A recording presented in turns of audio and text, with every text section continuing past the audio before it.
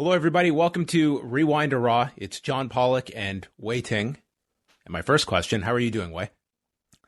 Doing okay, John. Yourself?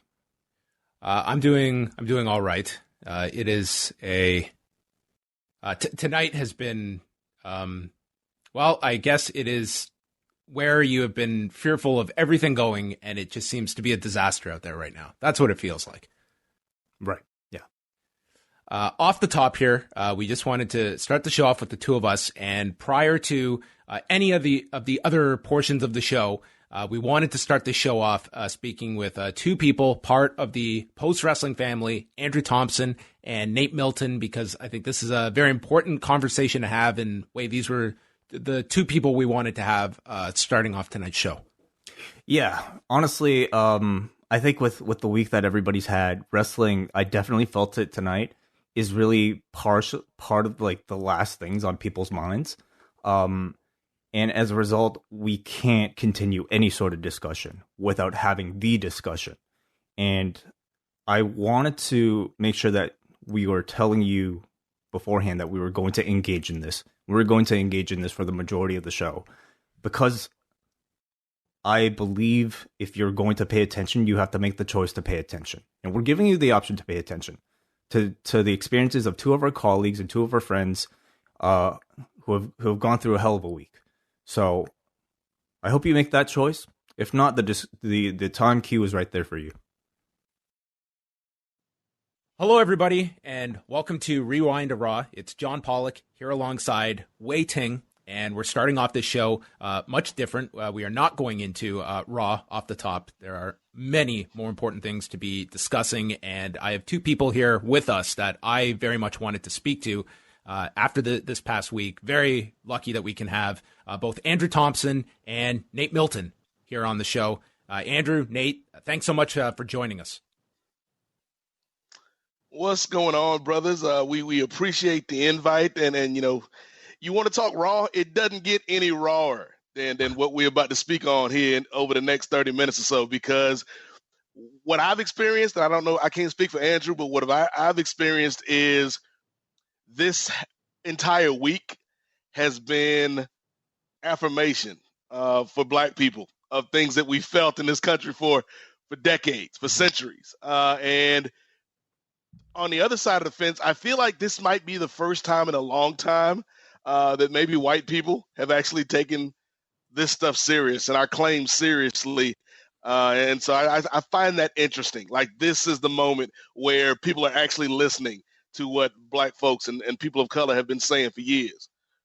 Yeah, I definitely think it's that feeling of affirmation, and like a lot of people are starting to pay attention to what's going on out here, like really going out here now as far as race goes, and how African Americans and black people in general are just treated like throughout the world in general, and like, yeah, especially in America. And it's just like I'm very proud that, like, we're speaking it out, and like it's enough of the peaceful protest thing. Like I see it all the time, but like I feel like that's like it doesn't like get through to everybody completely. Like, but now I think people are starting to pay attention to it, and I feel like this period has also been like really revealing, because I feel like a lot of people, they sort of like out themselves on social media in regards to these type of topics, and they like really expose themselves in a way. So I feel like that's been another big part of this whole week, and especially the death of George Floyd, which has sparked all this. So blessings to his family, and I don't like it's like. It's just a repeated cycle. Like, we've seen this so many times just looking out throughout the last decade, and you can go back years and years and years, and like, but just looking at within the last decade, this has happened so many times. But I feel like this time, like, and just seeing how the nation has responded, I feel like this might make a change, and I feel like it just needs to, the only thing left to do is just for it to carry over into November. What is it about the particular death of George Floyd that you feel has made, I would say, a bigger impact than, prior tragedies? You go first, Nate. I think it's a couple things. I think the fact that we actually have footage of this man being murdered. Mm-hmm. I think that is, because if this happened even 20 years ago and you didn't have the access to the video, it'd be so easy for this officer to say, he was resisting arrest. It'd be so easy for this officer to say, I was defending myself. because it'd be his word against the dead man's. Mm-hmm. But because we have this video and people can see it, it's like, okay, yeah, like this stuff happens. But I think the other part of this that makes George Floyd's death so resonant is that it happened in the midst of the coronavirus pandemic, where tensions are already high, where people have felt frustrated for months, where people have felt anxious for months. And the fact that you have the juxtaposition of people now protesting the wrongful murder of George Floyd with, a week or so ago, where you had people protesting to open up barbershops and restaurants. And how one is, like, obviously everybody wants to be outside, but one is so trivial in the grand scheme of things. Being able to go to a restaurant a week or two earlier than need be, that's trivial. That doesn't mean anything. Whereas a man's life being taken, somebody's son, somebody's brother, somebody's mentor being taken away for, depending on the story you read, whether it's a bad check or a counterfeit $20 bill, getting a death sentence for something so minor and so trivial, it resonates. And so I think when you got like this, and I hate to use this phrase, but this perfect storm of emotion swirling around, and it's, again, confirmation of feelings that Black people have felt for years in this country. And you got a lot of white folks who are like, oh, I am learning something this week. And I think because of that, and also because of, and I'm glad Andrew's here with us tonight, because I think you got to give a lot of credit to the younger people, people that are, just graduating from college, the kids out there that have no patience for this, that, we saw it during the Democratic primaries, like the particularly from the Bernie crowd. Like, these kids are not here to play nice or speak in platitudes or trust the process as the process has always been doled out. They want change now. And I think that's what we're seeing from a lot of these protests and a lot of the emotion, especially on social media, and people raising money and people speaking out that hadn't spoken out before, because people are tired. And when people get tired, that's when action tends to happen, because you reach your saturation point and it's like, I can't take this anymore. And I feel like that's why this death in particular, even though there's been many others over the years, this death in particular has kind of sparked this reaction in America. Yeah, no, it's just the fact that, again, like, once again, we have another clear video, like just clear as day, of, George Floyd being murdered, another Black man being murdered by the police. And it's like, I think it frustrates people, and it frustrates me as well. Like, it makes me like mad as hell, the fact that, like, you have this clear evidence and like there still needs to be like this big investigation. I'm like, what are you investigating? Like, you literally have everything that you need right there. And like, I understand there's different parts of that don't necessarily like get brought up to the public, as far as like the judicial system and all that. But I'm like, you literally have everything that you need right there. Literally everything is in front of you. And the fact that, like, I seen some videos of like people, like the officers, they were like lined up outside of the officer's house who took the life of George Floyd, and like protecting this man. And I'm like, it just sends like a message to the people as a whole, just saying like how they view Black people in America. And like, we've always known that we're not like in that certain limelight, as far as like how they treat us in this country. And it's like really frustrating as hell, man. Like, I'm like struggling to find the words right now, because I'm upset at it myself. And it's like just going through, the whole situation that we'll talk about later in the show.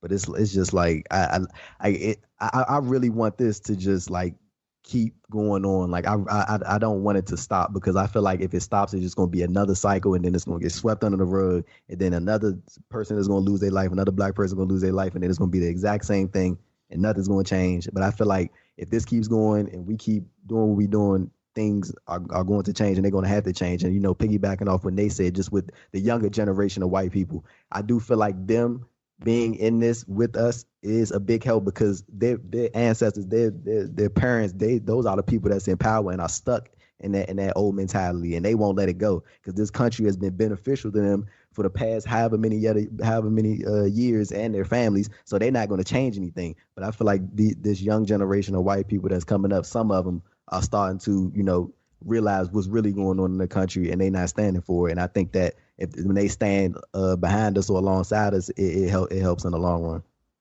And I think, Nate, that the visual component of this that is naturally going to strike such a chord with so many people when they can see it with their eyes. There is no filter in place to imagine what happened. It's there right in front of you. And we had a generation that came up and saw the Rodney King incident. They're the ones that, with Ahmaud Arbery, this was not a story until a video surfaced of it.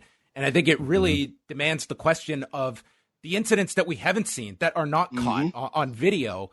And I think that this, I'm hoping, is a tipping point where people are realizing that this is happening at a much more dramatic scale than what's just being put in front of your eyes. We have a situation here in Toronto where a woman died last week where the video is not there, where police were called to her apartment and she ends up going over the balcony, and we don't know what happened, but police were there, and that one, we don't have the video, so it's left to figure out what occurred. And that's, to me, it's having that, you don't always have the benefit of a video that's going to catch all of this, and it's what is not being caught that I think also gets raised in all of this.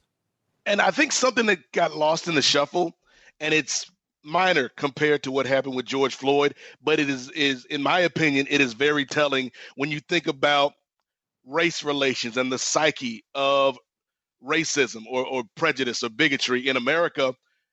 This past week started last Monday with Amy Cooper in New York. And the video that came out where the black gentleman was filming her with the dog not on the leash. And she's like yanking his dog up by the collar. And the words out of her mouth were, "I'm going to call the police and tell them that an African-American man is harassing me as a white woman." And the fact that she, in that moment, knew how to weaponize her white privilege, how to weaponize her privilege as a white woman in particular against this black man. Just the fact that that's how the week started. And so that was like the preview.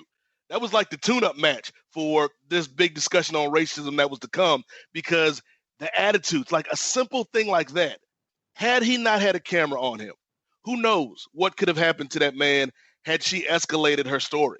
And so when we get to a day later, when the video comes out about George Floyd, it's like, this isn't a joke. This isn't a game. This isn't something where, if black people are having a barbecue next door and they're too loud, let's call the police because it's fun and they'll get in trouble. Because no, it's a different situation if the police get called on you, John, than if they get called on me.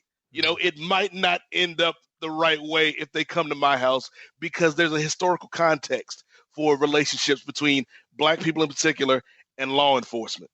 Exactly. And then you have just the background history of what's going on in Minnesota, as far as Philando Castile being murdered there. And then you have the following of George Floyd. And you have these some of these states, you see some of these videos of social media, you see it all on CNN and stuff. You see what's going on in certain states. You have I think the police were running around, not running around, but driving tanks around the city and just in South Carolina. And that's the same place where the Charleston church shooting happened, and another gentleman was killed by the police. I really wish I could remember his name off the top right now, but it was just you see these things happen, and it's been happening so long, man. And it's just we see it so much, and it's traumatizing to the brain, and it kind of hurts me, the fact that when I see this stuff, I can just straight away just watch the entire video, and it kind of numbs me a little bit, and I hate that feeling. And then it takes a minute for the that inner sadness to kick in, because I'm so used to seeing this all the time. It's when is the next thing going to happen? Because it's a continuous cycle of just black people getting murdered by the police on camera and nothing being done about it immediately.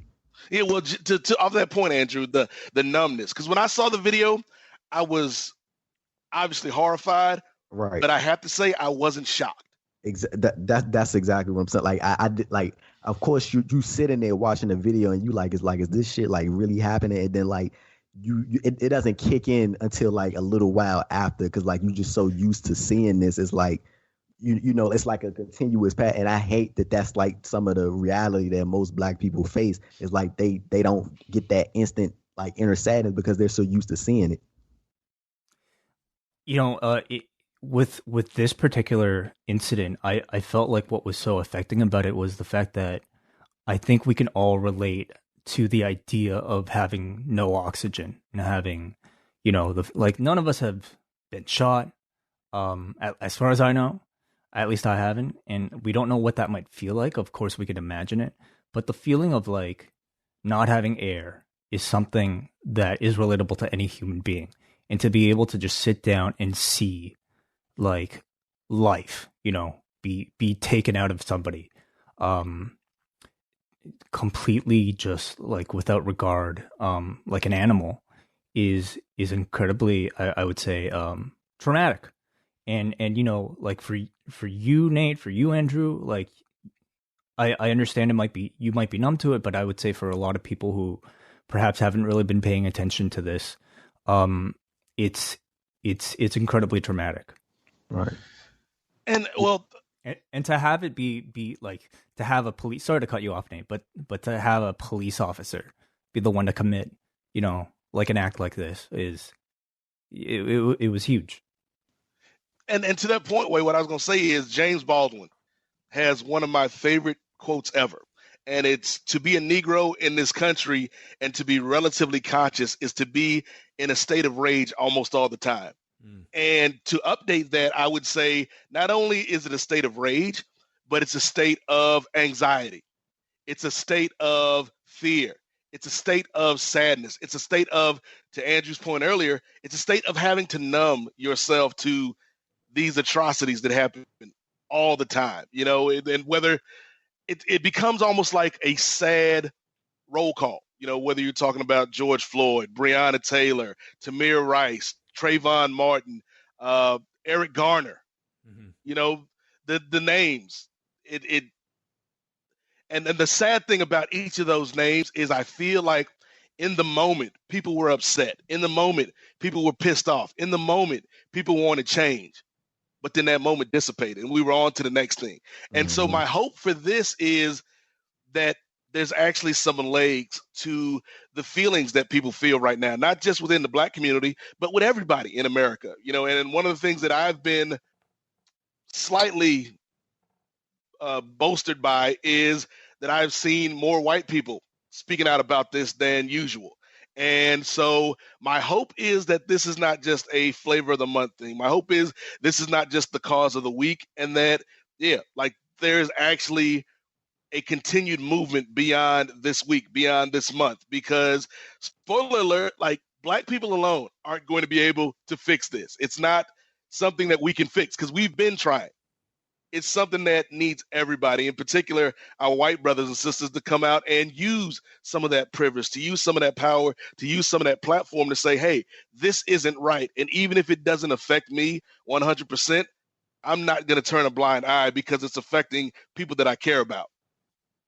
Do you feel, Andrew, that there's also that it's like this storm that has occurred, that the world as a whole is going through this anxiety right now, that going outside presents it with this risk, that there's almost this wake up moment that there's an enormous part of our population that has been living with that anxiety for a lot longer than 3 months. And it's not just going outside, you might get sick. It's going outside and you might get killed. That there is suddenly this realization of a lot of deeper problems here that go much beyond where the larger population is now experiencing a level of anxiety. I definitely think that's what it is. Like I know Nate mentioned it, you know, at the top of the show when he said that, you know, on top of the COVID-19 pandemic, we also have, you know, this other, you know, fear in the back of our heads of like, you know, we run into a police officer, especially with everything that's going on right now and the riots and everything. It's like, it's like you worried about both. Like you worried about getting sick, you worried about the police, and it's like you can't get away from everything. Like I remember this had to be like 2016. I was actually coming home from school and I was coming to my mother's house, and she lives like in it's a real nice neighborhood to be in. And the police officer was like sitting like at around a U-turn. And I was just walking past, and then I remember he looked out the window and asked me, he was like, "What are you doing around here?" And I had my book bag, and I was wearing all black. But regardless of the situation, he asked me, what was I doing around here? And I'm like, I live around here. And then that was just the end of the conversation. But like the fact that he would even question, you know what I'm saying? Like what am I doing around here? That just lets you know. And like going far as back as, and that's not even far, but that's 2016. But like just the fact that somebody would even question, what are you doing around here? Like automatically assuming that I'm up to no good. Meanwhile, my mother lives 4 minutes away. You know what I mean? Like it's ridiculous. And then, you know, like going back to what you just mentioned, I think it's just like overall just the fear of, you know, the pandemic, and then also of what is going on out here, and just knowing that, you know, it is a possibility, and you can't be like just like oblivious to what is going on out here as a black man. Like it's impossible to be like, I had that conversation with my parents a long time ago, and just knowing how to react if I was to ever be in a position of, you know, running into a law enforcement officer. You know, like if I was, you know, driving a car or whatever it may be, you know, just know how to react and how to conduct yourself in that position. And although, like, I even had the chance to talk with my dad about, like, just in case they don't react accordingly, even if you are calm, because some of them, they like to get aggressive off the jump, like just how to react off that. And it's sad that, you know, my pops had to, you know, sit me down and school me through that, and like at a very young age, and just like already establishing that fear in my head of what would happen. You know what I'm saying? Like just thinking about what would happen if I was in that scenario, like where all of a sudden, like I felt that he was like on the brink of trying to take my life. You know what I'm saying? Just off the strength of my skin color. And that's worrisome as hell. And it also brings the fear, like me, like one day I want to be a dad, and I know I'm going to have that conversation with my kids one day. You know what I'm saying? It's messed up that I even have to do that. You know, it shouldn't be like that. I shouldn't have to like go into pre-fatherhood or whatever it may be, and like already know that I'm going to have that conversation with my future kids one day. Nate, you talked about hoping to see, you know, some sort of lasting change with the energy that's currently going on right now. You know, certainly in regards to George Floyd, the immediate action that I think everybody is demanding right now is for the arrest and the conviction of the officers, all of them that were involved here. Yep. But beyond that, you know, this issue is a systematic issue. And so can you talk a little bit, both of you, about what is at the heart of all this stuff, and what are the steps that you feel are required to create lasting change? It's a couple things, Way. Like, first and foremost, I would say, regardless of where your station is in life, step one to fixing any of this is to listen. Listen to Black people. Listen to Black women, you know, listen to folks that have a different life experience than you, and don't just dismiss it. Like, I can't tell you how many posts I've seen this week where somebody posts Black Lives Matter, and then the obligatory response, not 2 seconds later, somebody posts All Lives Matter. Oh my goodness, man. You know, or my favorite old chestnut, my favorite old racist standard is when somebody pulls out, what about Black on Black crime? What about Chicago? As if Black people don't care about policing crime within their neighborhoods, but also can't at the same time care about cops not killing us, right? Like, those two thoughts aren't mutually exclusive. So it's that one always gets me, because it's rather insulting. The other thing, I think, Andrew, and it's so funny that the biggest image I can recall from last night is not any of the protests, not any of the riots. It's the White House with the lights out. Oh yeah, because there's no leadership. And so I know it's like an old standard trope, and maybe it's because you know, I'm getting up to that older stage of life where I'm becoming one of those old Black guys that tells people about the power of the ballot box. But voting is very important, and not just, you know, to get the bum at 1600 Pennsylvania Avenue out of office, but if there's injustice in your own neighborhood, in your own city, in your own community, if it's, you know, the mayor or the chief of police or the person on the school board, on the PTA council, use your right to vote to get these people out of these positions so that the change can actually begin to happen, Andrew. 100%. Like I even sent my ballot out yesterday. So hopefully, you know, something like something comes through, man. But like you just mentioned before, like the All Lives Matter thing, and like I genuinely like do not understand why people even bother to try to put that out there, and like it just shows you like the single mindedness that people have when they see Black Lives Matter, and their first thought is to go, no, all lives matter. Your life just doesn't matter, and like they're completely missing the entire point, which just shows me that they're just ignorant to the entire movement. So like, like those people who do the all lives matter thing, I like rarely pay attention to them because I just know that they're just like completely clueless about the situation. And then back to your point, when people always go like to the route, the famous racist response that they give is what about black on black crime? Black people kill each other. Like, every other race doesn't have issues within their own community, and like we're not supposed to care about police killing us just because there's crime within our own community. Like there is a crime in every single other community. Like it happens. You know what I'm saying? White people kill white people the most. Latino people kill Latino people the most. You kill within your own community. Like and for like that's the only time people seem to care about the inner cities too. Is what gets me, Andrew. Is so we can get off of talking about police brutality. They're like, what about these poor kids in Chicago? It's like, come on, you didn't care about them last month. You didn't care about them last week. You probably won't care about them next week when we're not talking about police brutality. But you want to bring it up now. That's like one of their main talking points, and I figured that's just their way of like deflecting the conversation because they don't really have anything accurate to say about the situation at hand. So they got to go back to like the old tropes and like just basically try to use stuff to rile you up so they can get that response out of you and then flipping it, look at the black man, the black woman getting angry about this. Like that. Right. I was just having a conversation.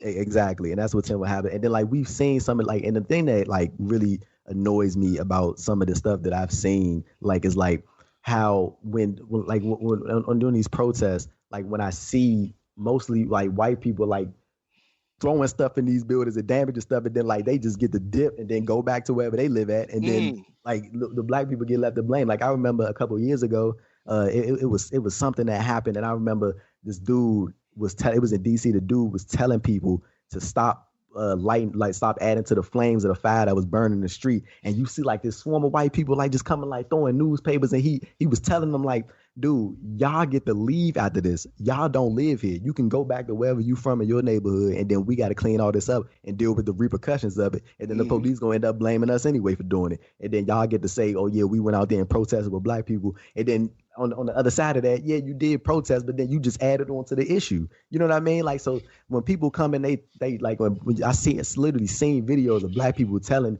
these white people like, stop throwing stuff in these people's buildings, stop doing that, and then they continuously do it, and then like it gets left on us for the blame.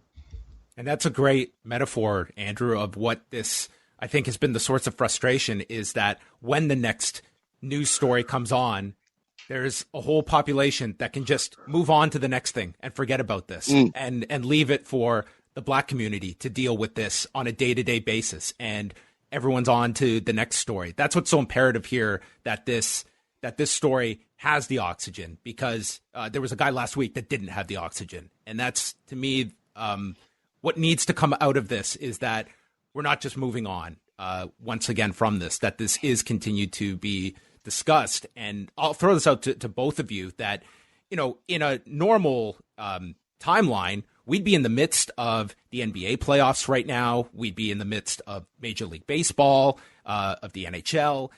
How do you feel this past weekend would have been handled in those sports leagues, in particular, where there was absolutely no escaping this, and sports, was front and center for this, regarding Colin Kaepernick, and how that I think put for the NFL to put out a statement this past week. I just think, reeked of just the hypocrisy to this guy who was literally run out of the league for his peaceful protest. And I just wonder what the conversation in sports and in these stadiums and arenas would have been this past weekend had they been running.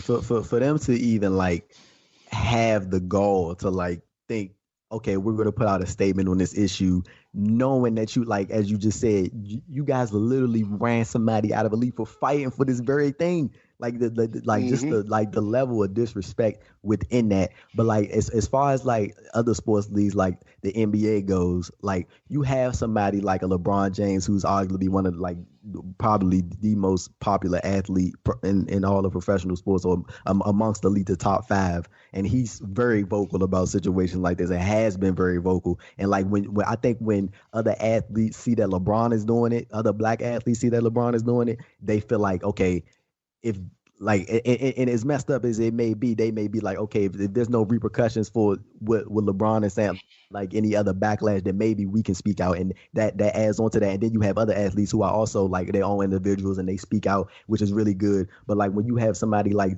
at that level who's willing to use that platform and get the reach out to people who may like not like they may not necessarily get it, or they may be on that other side that we just spoke about. But like it's like I feel like, you know, and even in the past we had the situation with Donald Sterling. I don't know if y'all remember that, but that happened with the Los Angeles Clippers when the owner, he said something like, he said like real racial remarks about the team, and you know, things of the sort. And then you know, I'll like call the it players, on tape. All caught on tape. There's no gray matter in that one. That one was like just disgusting, and all of it was on tape.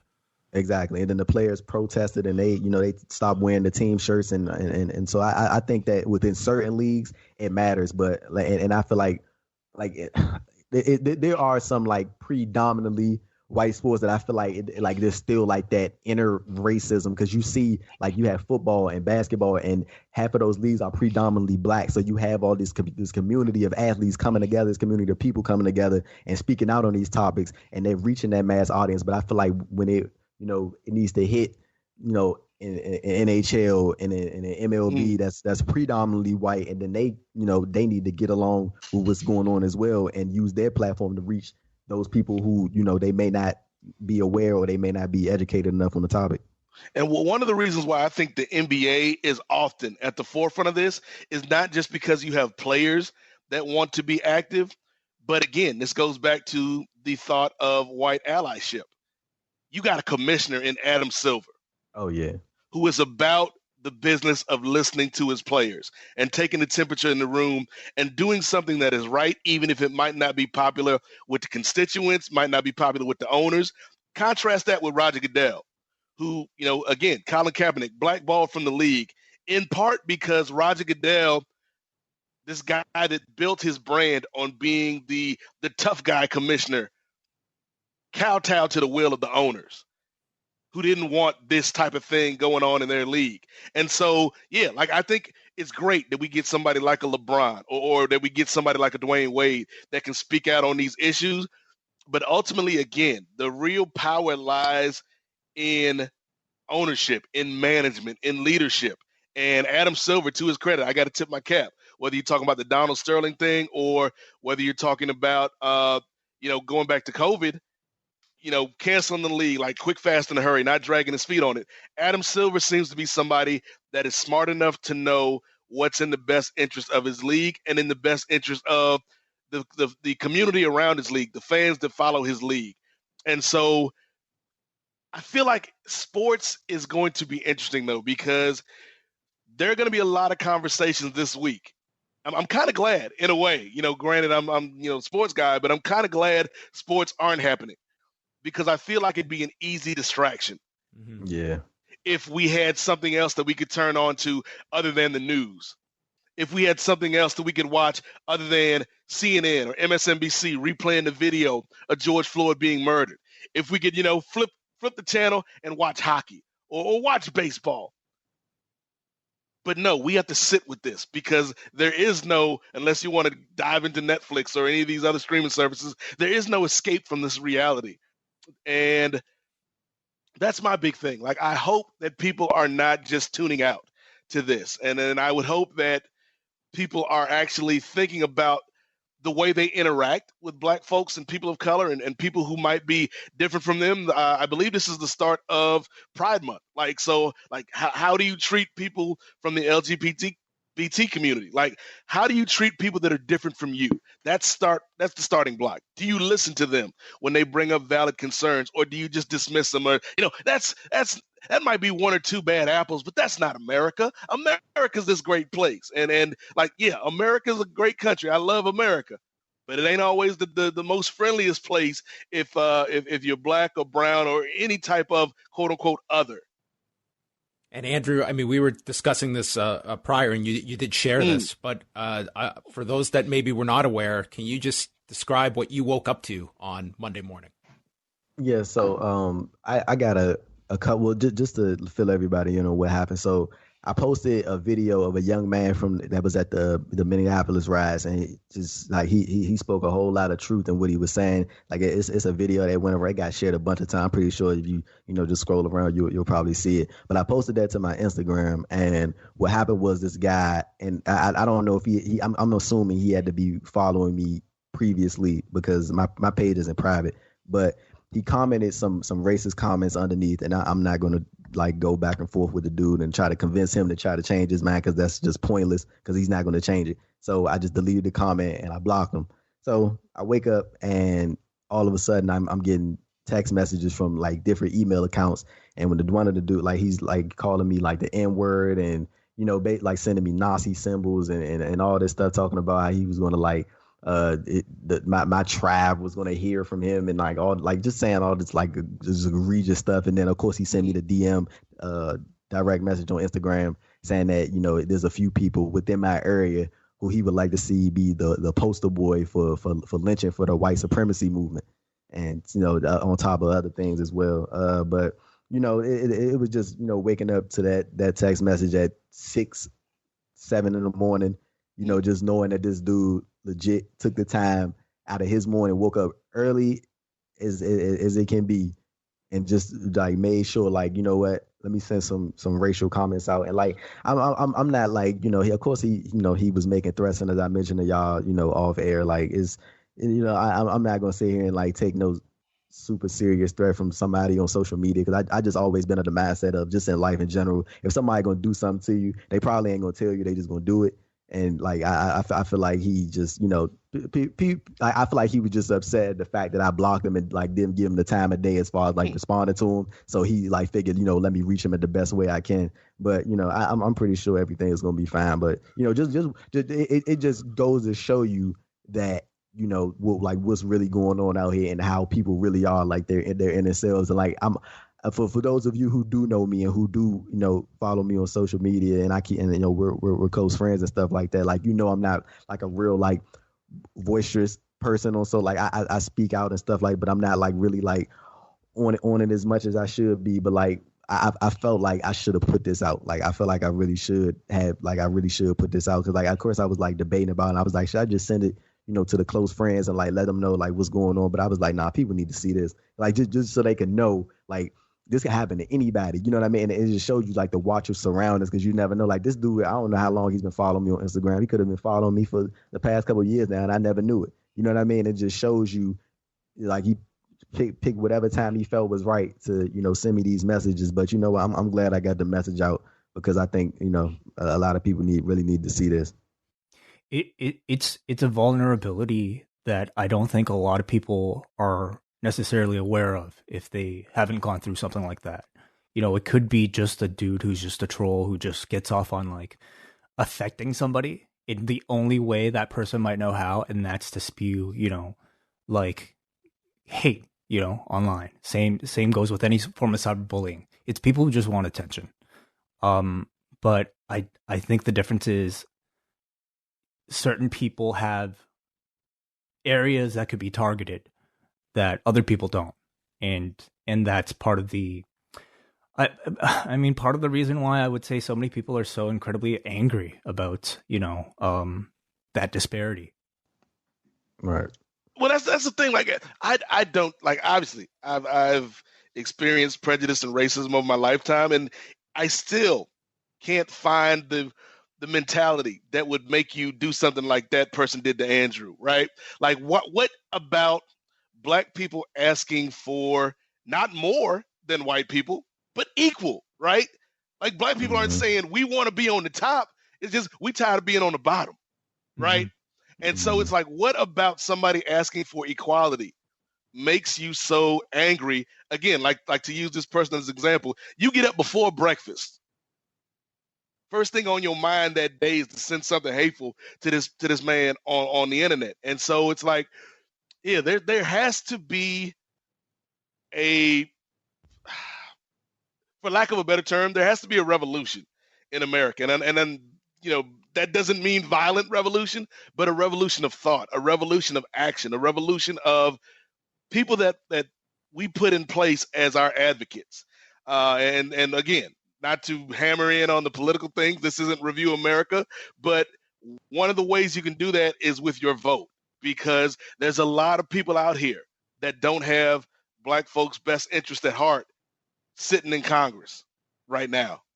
And the way that we can change things is by electing folks, by putting issues on the ballot that affect our community, by changing the way law enforcement deals with the public. Because even with these protests, we've seen law enforcement go to excessive means to try to contain folks when they're out here on these streets. Whether it's shooting people in the face with rubber bullets, or the tear gas, or running people over with their vehicles. And so this isn't just an isolated incident, right? This isn't just a problem that only affects Black people.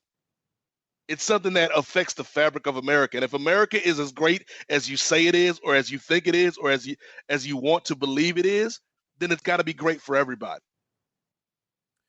My final thing I'm going to throw it to both of you, which, you raised that point, Nate, is that both of you being based in the U.S. have an election coming up this November.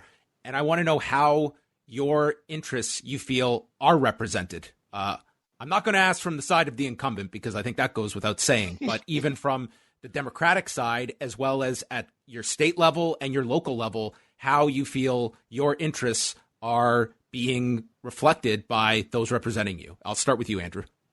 Oh, man, so there was, like, as I mentioned, like, earlier in the show, there was like a ballot that needs to be filled out by I think by tomorrow. Nate, is that what it is? It needs to be sent out by tomorrow. But I filled it out, and like the list of candidates on there, like, I've grown, like, over the years, like, that I've been able to vote, to just like literally, like, actually take the time and like do some research on the people that you're that's representing you.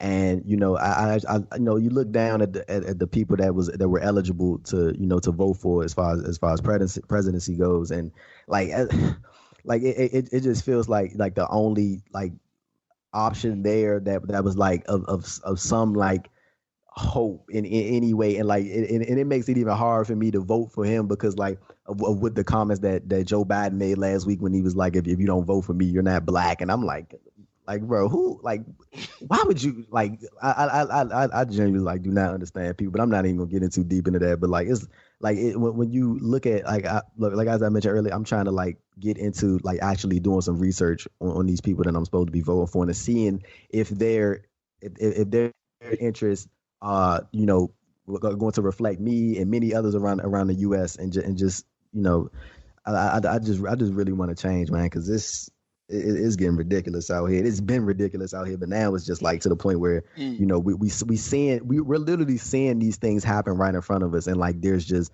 no change at all. It's like just a big cycle that just continuously happens. Yeah. For me, it's like, obviously it's got to be Uncle Joe, like just by default. Yeah. Because at least with Joe Biden, like, Joe Biden's not great.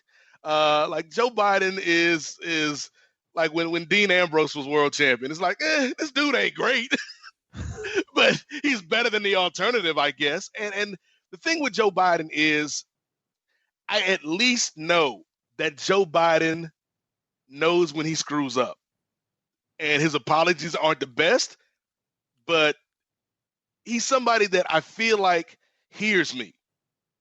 And that's step one, right? Like, because Donald Trump won't even listen to me. He won't even hear my grievances, and to that point, when George Floyd's brother spoke to Trump on the phone the other day, he said that Trump basically made the conversation all about himself instead of condolences for the loss of your family member, and we've got to figure out how to fix this as a country. So that's step one. Like, Joe at least will listen. The other thing is, I think that you got to look down ballot, right? Like, it's not just about the president. It's about For sure. your Congress. It's about the senators. Yeah. It's about your local government. It's about the police chief in your neighborhood. And so, to me, like, voting is so important. And I know, like, a lot of younger cats, particularly, in Andrew's age group, they can get cynical about the process. They can get cynical, like this doesn't work. My vote doesn't matter. The system is rigged too far against us. But voting does work. Like, it might take a while, but it ultimately it does work. And so, again, this might be the theme of my my thoughts this week, John, is that yes, like, white people, I'm giving y'all a shout out this week because we need you, right? Like my optimism for people taking this issue seriously only extends as far as white people are interested in this issue. Because the minute they stop caring is the minute things go back to the way they've always been. And in 3 months, we'll be back here talking about another young, dead black man. And so, yeah, like, it's got to be organization. It's got to be activism. It's got to be a concerted effort to make a change in this country. And that starts at the top. So, yeah, like, if you take anything from the words I say this week, law abiders out there, law abiders. That's how I'm wishing for a better time before our current administration. Postmarks, all the postmarks out there. Number one would be listen to your friends who may be black. Number two is there's a way for you to be active. Even if you're not somebody that's going to be on the front line protesting, there's other ways for you to get involved in making change, whether that's by donating to organizations or, if you're an artist, speak the message through your art. If you're somebody like John or Wai, who have this platform to speak to thousands of people, use your voice. And so like, to you and Wai, John, like, I want to shout y'all out because I appreciate the words that you brought this weekend, because, like, I know you might not think that you have a lane to speak in this, but your voice is important. Your voice matters because people can tune me out, right? People can say, oh, that's Nate. Of course he's going to talk about black people stuff.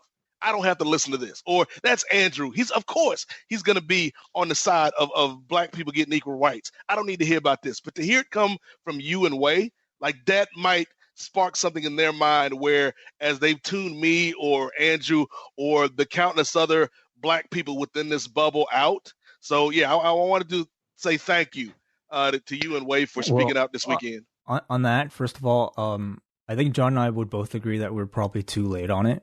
So it's something that I think we both would have spoken up sooner had we perhaps, maybe understood the gravity of the situation, and also just, like you said, Nate, sometimes when it comes to race relations, we have a tendency to, like, be more comfortable staying within our lane and thinking that, oh, okay, it's an Asian issue. Okay, let the Asians speak on it. Or it's a black issue. Let the black people speak on it. But something I came to the realization this weekend was that just how it's these aren't just issues relating to our specific races. These aren't just American issues. These are human issues, human rights issues. And it shouldn't be exclusive to any single group. I echo what Wai said as well. It was way too late to speak on it, and it's something like what you outlined, Nate, was something I've learned over the past week of, bringing whatever spotlight I can to, the people that listen to me for whatever reason. But I think it's something that I think we should say right now that, we have you two back so that we guarantee that we're going to revisit this in a week or two, that we're going to keep discussing this, and it's not going to just be a 1 week story and then it's on to the next thing. It can't be. That's, to me, the most important thing out of this. It's way too late to be getting to this point, but it's being addressed now, and that's all we can do is continue this and lead to some kind of change, and hopefully people learning along the way. And if this is what it takes to open people's eyes and minds towards this, then so be it. You can only control the present, and that's I hope what comes out of this. And let me just also add, I think it's one thing to maybe be neutral because you don't really know what's going on, but at the same time, just to be willfully ignorant is like standing by and witnessing a crime and not taking any action, and that makes you complicit. So it's just something like the officers that stood there while a man was being murdered and did nothing. And right now, I think, hopefully, like this, I feel like this past week has really done a great deal in increasing the awareness of just the discrepancy that exists. And, whether or not people were willing to really accept it in the past, like this is now right in front of you. And hopefully people take the opportunity to educate themselves and to at least admit that there's something really wrong right now. And, if you feel that way, then to at least spread the message and try to do something about it. Yeah. Well, I was going to say real quick, John, one last thing for me is that, like obviously these are uncomfortable conversations for a lot of people. They need to be. But they need to be had, right? They need to be had. And so it's not an issue of me or Andrew or anybody that is speaking out talking about Black Lives Matter or justice for George Floyd. This is not something where, we're hating on anybody else. Like we love everybody. We just wish that everybody would love us as well. Like that's the thing. We just want equality. We just want the same shot that everybody else has. And so that's the thing. Put yourself in somebody else's shoes, show some empathy and listen. Like that's the biggest thing for me, John, is listen. Like don't just automatically, click the channel or turn off Twitter or, throw an All Lives Matter up there on somebody's timeline, Chris Jericho. Like actually listen. I said it. Actually listen to what Black folks are saying right now. Yeah, I think that's just, just to add on, that's just another big thing, man. Just listen. Like, stop trying to jump to the defense. Stop getting in your feelings about something that really, like, you can't be so defensive about it. You got to be willing to open your mind to other people's experiences because other people have not lived the same life as you. Some people feel like just because they grew up a certain way that maybe, hey, if another person grew up this way and we're of a different skin color, then, maybe it's the same for us. It's not the same.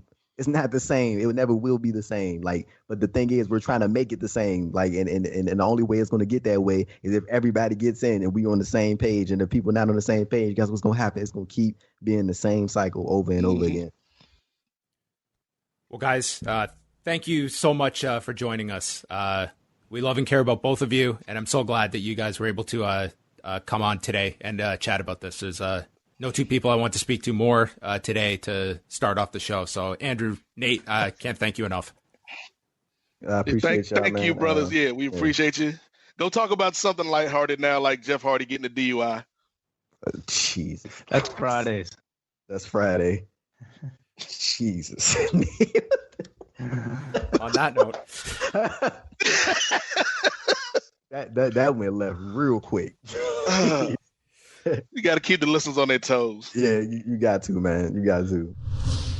So I want to really thank Nate and Andrew for joining us for the extent that they did, coming on for, as you called it, Wai, the conversation that we needed to have. That was the only way we could start off tonight's show. So a big thank you to Nate and Andrew for joining us, sharing their perspectives. And if you want to follow them on social media, obviously they have, they're keeping very much up to date with the current situations. You can follow at Nate Milton at N8MOZAIK, and Andrew Thompson is at AD Thompson, ADTHOMPSON _. The underscore is at the end. Okay. It always gets tough with the underscores in there. Yeah. Thank you to them as well. Of course, you can also follow Nate and Marcus Vanderberg, the Kings of Sport. You can go to patreon.com/the Kings of Sport. And they spent a lot of time discussing this as well on their show this week. And I'm with you, Wai, what you mentioned earlier of wrestling being the furthest thing from a lot of people's minds. And there are times when we will have these events that overshadow all of what's going on in our daily lives. And sometimes we will look at things like sports, or in this case, wrestling, and it's this escape valve for people. And I'm not going to speak for everyone. I'm not looking for an escape right now. So that's why I found tonight's show, I was completely preoccupied. I wasn't expecting anything on this show either. I mean, this was taped last week, but I was not looking for an escape. I think that's something that a lot of people, I think, have found an escape for too long of a time, that now everyone's attention is required now. Yeah. It's just, I would say we kind of went through this, during, I would say, the last, like that edition of both NXT and Rewind to Dynamite, when everything was going on. And I mean, all this occurred last week, but it I would say has really bubbled over the weekend, and especially even tonight. So it's really difficult to, I think, pay attention to any form of entertainment right now. Without at least like meditating and thinking about just some of the events that have taken place. Over the weekend, the UFC, they did run a graphic at the beginning of the show. Did you have any expectation of anything being even acknowledged on tonight's program by WWE in any way relating to the issues that were going on, or was this kind of the show you expected tonight? I didn't expect it at all. Number one, because this was a tape show, but secondly, because it's the WWE, and even if somebody dies, sometimes I feel like they are incredibly hesitant. Somebody like that has worked for their company, even when they've died, there have been instances where they have been hesitant to show something. So in an instance like this that has become as politically controversial, as silly as that sounds, as it has been, and with somebody who is not an employee of this company, I didn't expect it. I don't know if it's fair to say this, but this is a company that, I mean, they go out of their way every single year to make sure that their Martin Luther King Day, that is how the show starts every single year without fail. When it's Black History Month, they put together all of those great videos. And I would say I think it's very well intentioned what they do, but this is when I think you have to really, when it's uncomfortable, that's when you do need to be acknowledging this. And I understand this was a taped show. I didn't expect this to be all over the WWE show. And I can't even say like I was surprised at all that this was the show we got tonight, but that is what we had. And I mean, whatever you want to say about the UFC, they did acknowledge it on Saturday. They put up a graphic for George Floyd. That's how they started the show. And has there been much backlash? I've seen no backlash to it. How could anybody give any backlash? Oh, believe me, what exists online, I absolutely can imagine that some people would be up in arms over something like that. But I have not seen any of that. Certainly, there are aspects of this entire story that have received. I don't even want to.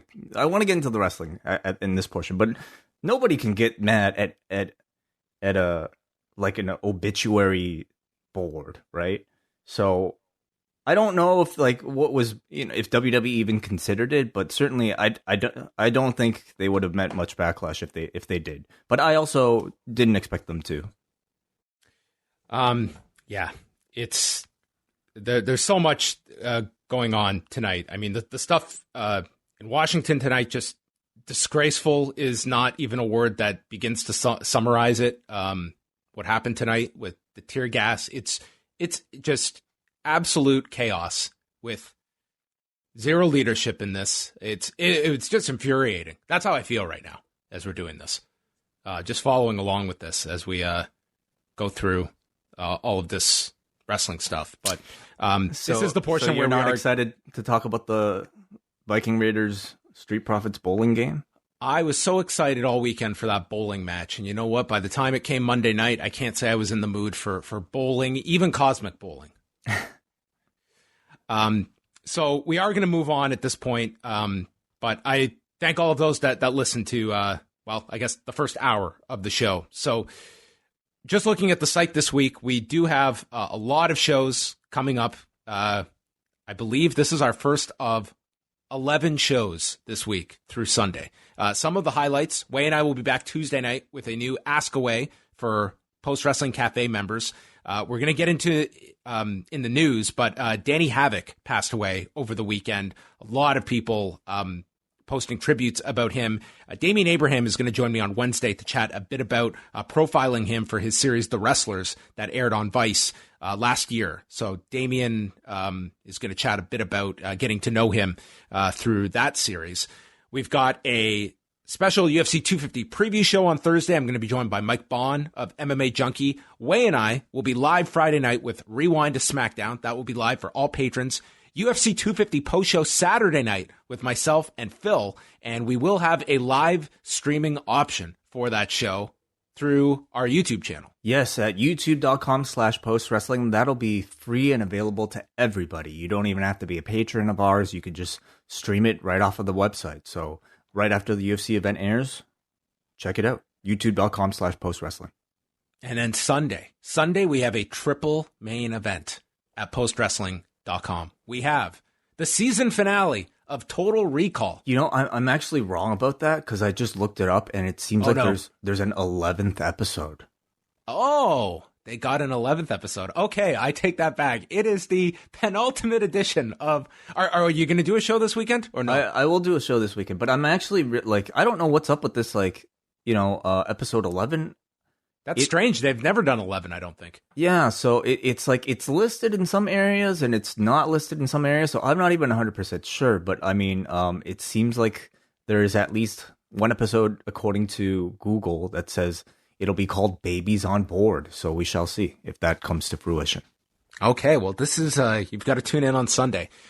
We've also got the launch of WH Park's newest series, The Long and Winding Royal Road, which will be kicking off on Sunday. This will be on the main feed on Post Wrestling. It's a new monthly series looking at the history of All Japan, primarily the decade of the 90s. And kicking things off will be a look at the history of the Triple Crown with WH.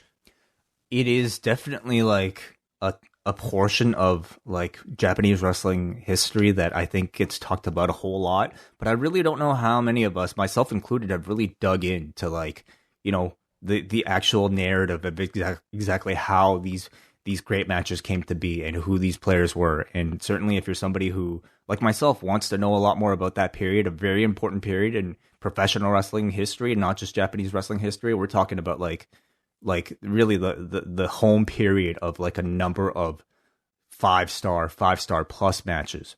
So I'm looking forward to this series a lot. Should be excellent to check that out. The Long and Winding Royal Road. And then Sunday night, NXT TakeOver in your house. Braden Harrington and Davey Portman will have a special post show running through that event that's happening. And we'll find out. Samoa Joe asked the question tonight. Are they giving away a house? Ooh, I do wonder. Yes, and as always with those guys, you can follow their stuff at youtube.com/upnext, UPNXT as well. They do a lot of watch-alongs. They do they live stream NXT every Wednesday, or NXT, their Up Next post show every Wednesday, and all that's free, so you can check that out there. So I mentioned it off the top that Danny Havoc, real name Grant Berkland, died over the weekend at the age of 34. We don't have details on the cause of death yet. He had been a pivotal figure in the history of Combat Zone. Going back to 2005, he broke in when he was 18 years old, and he saw a videotape of Jun Kasai, and that inspired him to get involved and become a deathmatch wrestler. He saw Jun Kasai, and it was for a show in the U.S. that he had come over for, and realized that I don't have to go to Japan to do this. I can do this right here. And he got involved, and he was a featured performer for CZW, so well respected. And you can see that by just the mountain of tributes that have poured in over the last 24 hours, praising this guy for just being just the real genuine deal, and a very intelligent guy as well that so many people have mentioned. He won the Tournament of Death, the first one in 2008, which was his I guess first real big break. He was part of the Suicide Kings group, and then later the Nation of Intoxication was the group he was part of, and then won a second Tournament of Death and had his retirement match in 2017 with Combat Zone. And this is the retirement match that is profiled on The Wrestlers. And it was a match with Alex Colon, who was a huge, fan of the guy. So he called it, the most important match of my career.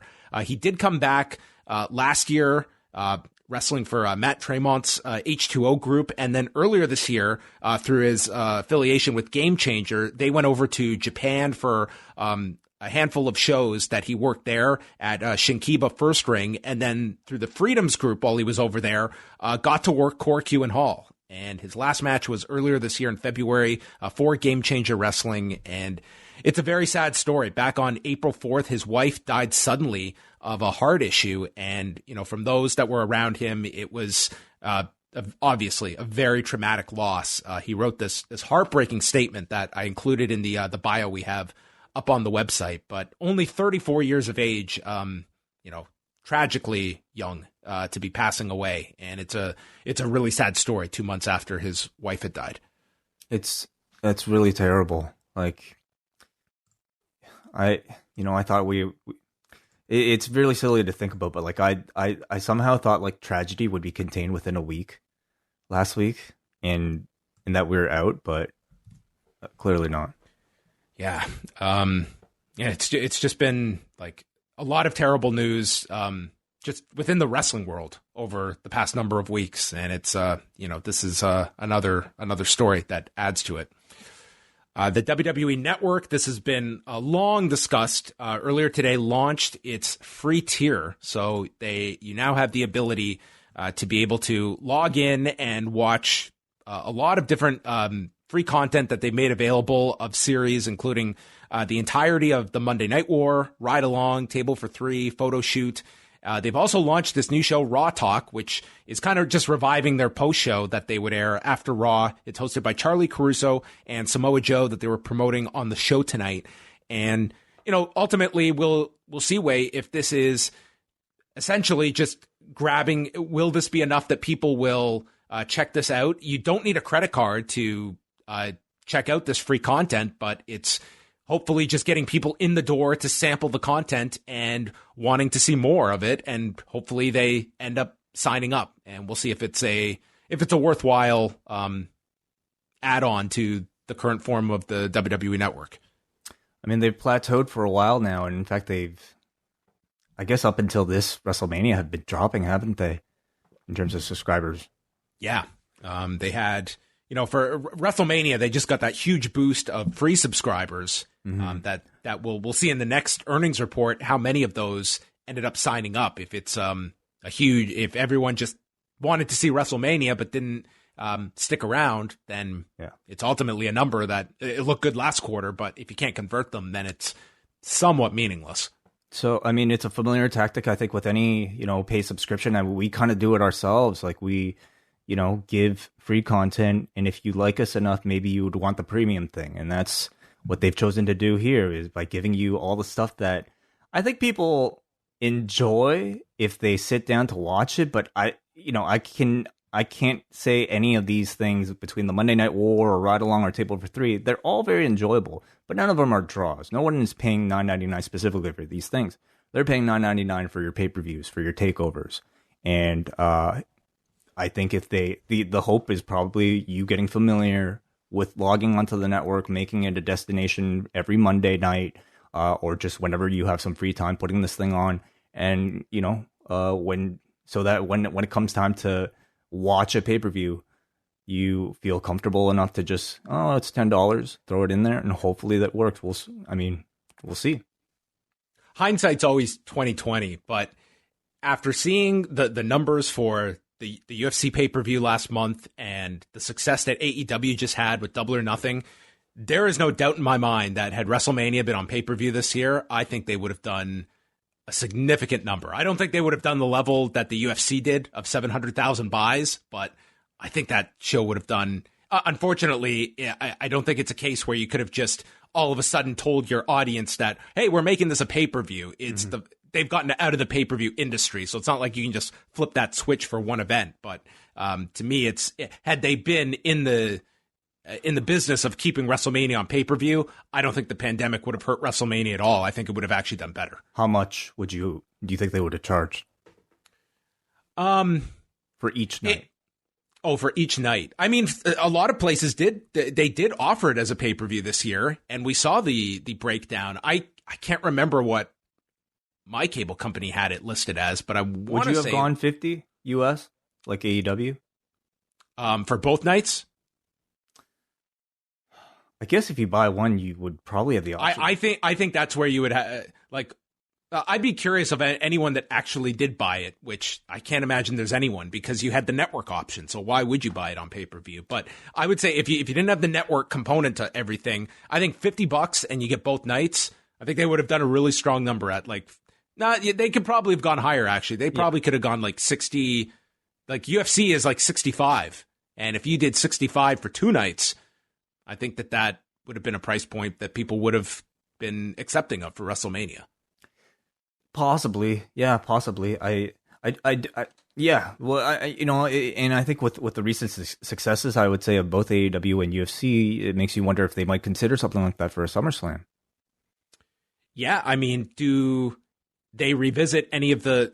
They were apparently very close to a streaming deal for this content. Does that get looked upon when they see now the UFC and AEW? Okay, there's not only is it they're able to maintain during this pandemic, but in the UFC's case, blow away expectations. Like, that show did better than had that show just been happening in its normal time. Like, if this was just like any other pay-per-view, I don't think that's doing 700,000 buys for Tony Ferguson and Justin Gaethje. That if you're a platform and you're really trying to gain some traction right now, WWE is maybe something you revisit. Should probably save the greatest match ever for a show like that, though, if you're going to charge that. They're just throwing it away in 2 weeks' time. Next up, just a quick look here, the SmackDown number. We got the final number, and it did hold up with the overnight figure over the weekend. 2,170,000 viewers, also a 0.6 in the main demo, so they were tied for first on the night, although a lot of the network programming is in reruns. But it was SmackDown's highest number since April 17th, both in viewership and the demo. And I would say, and this also had the interesting pattern that usually never happens on SmackDown, where the second hour was higher than the first hour, and it's usually reversed for SmackDown. And I would attribute that to people wanting to see some kind of finality or follow up on the Jeff Hardy angle. Yeah. So it worked. It all worked. I do think that the angle was the difference in the interest this week, because it's not like, even if you wanted, like, what was advertised were those semifinal matches, which were within 15 minutes, you knew they weren't happening. So the only hook you had was seeing Daniel Bryan wrestle at the end of the night and this Jeff Hardy thing. And I think it was certainly the Jeff Hardy thing that would have made the difference this week. And I guess we'll see this week if there is interest beyond 1 week, because in a way, they didn't really leave you with a cliffhanger at the end of SmackDown. They somewhat spelled out like the culprit being Sheamus, and didn't really leave you to waiting to find out any answers the following week. So is next week's episode already taped? Or sorry, this week's episode? Yes.